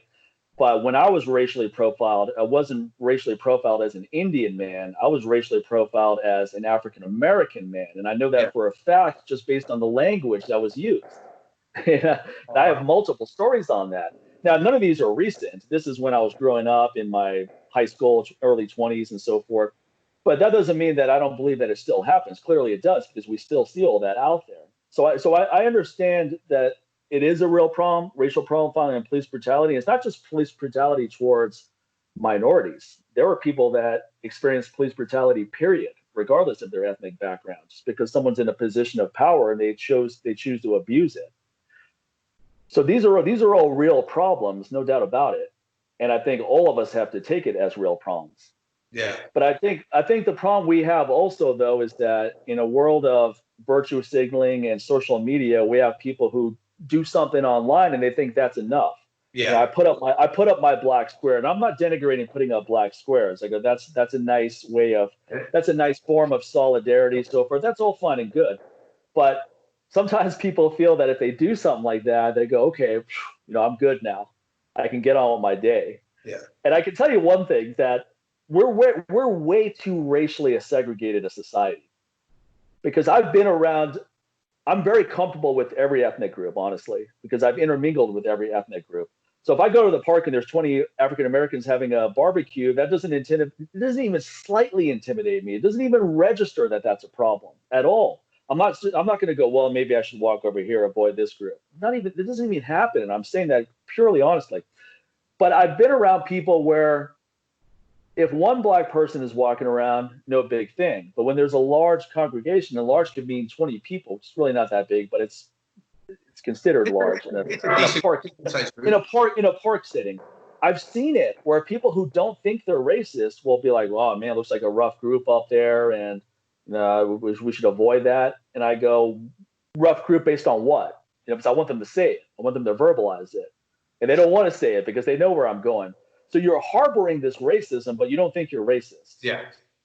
And I see examples of that all the time. And I think that's one of the biggest problems is that a lot of people harbor these prejudicial thoughts, but no one's checking them on it, and they're not checking themselves on it.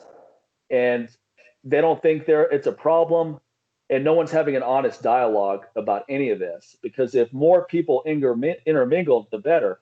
Now, I would say a lot of African Americans understand white society more than the other way around, because often they have to work in white society with white people. So they have to think about these things. How do I navigate through that world? But a lot of white people can avoid Black people in large numbers based on just not going to neighborhoods where the large percentage of them live and all that. So where I'm going is there's just not a lot of honest dialogue that's happening. And we're seeing a lot more of that now, which is good. And there needs to be a lot more of that moving forward, because that's the big problem I see, is that people who don't realize that they have racist, I don't think they're necessarily racist, but they have tendencies they're not aware of. And you need to be honest about that. And then just a lack of just being able to understand the other side's point of view. Yeah. I mean, yeah, there's definitely a lot of that going on, you know. I mean, and it's a spectrum, right? Like you have like the person that's like the person you're talking about, and then you have like Billy Bob Klansman, you know what I mean? And oh yeah, like they're all fucked in their way, but Billy Bob is the real problem right now. Like the 100%. The one that's a little bit, you know, there's a large group of Black people and it makes me nervous.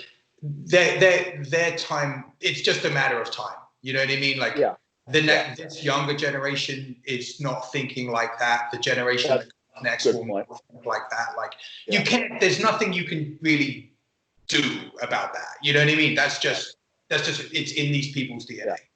But it's not as big of a deal on the big scheme of things. Like you said, it just gets better with each generation on its own. You don't have to do a whole lot there. It's the blatantly racist ones. And I've dealt with people like that too. When I was in Ohio, a truck drove by with the rebel flag and they all yelled out the N-bomb at me.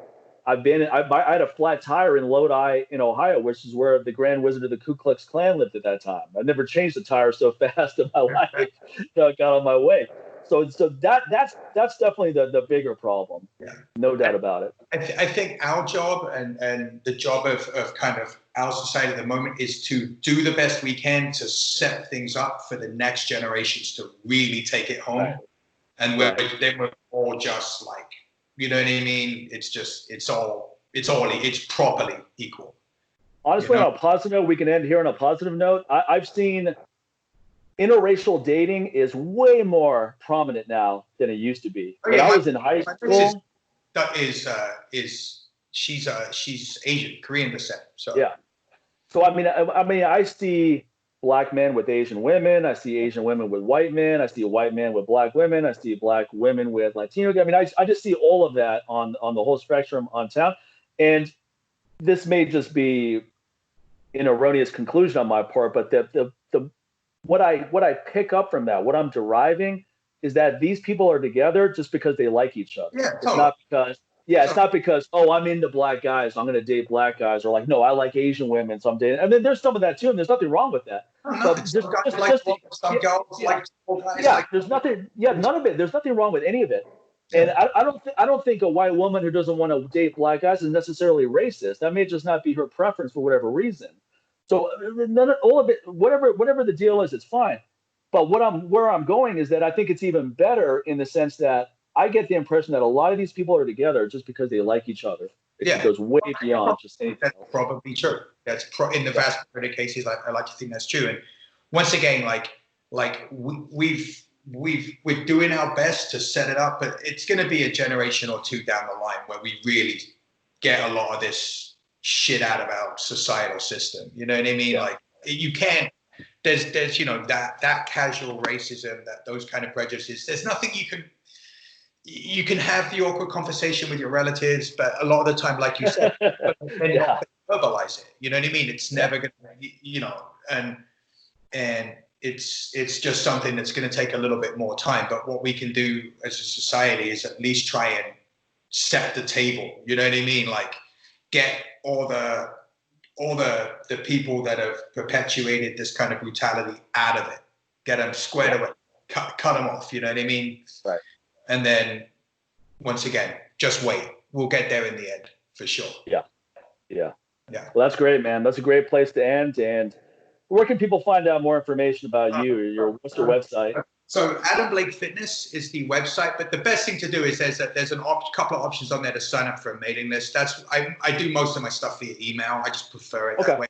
Yeah. I'm a little less active on social media now than I used to be, but you can find me at Adam Blake 007 on Instagram and Adam Blake 007 on Facebook. And I'm not on Twitter because me neither. All right, thanks, Mike. That was a great convo. I appreciate you having me. Man. Yeah, man, that was awesome. I appreciate it. Great discussion. I'll see you in Vegas at some point soon where we can get back to playing shows. Yeah, man. I hope to see you guys soon. And yeah, let me go ahead and stop recording here.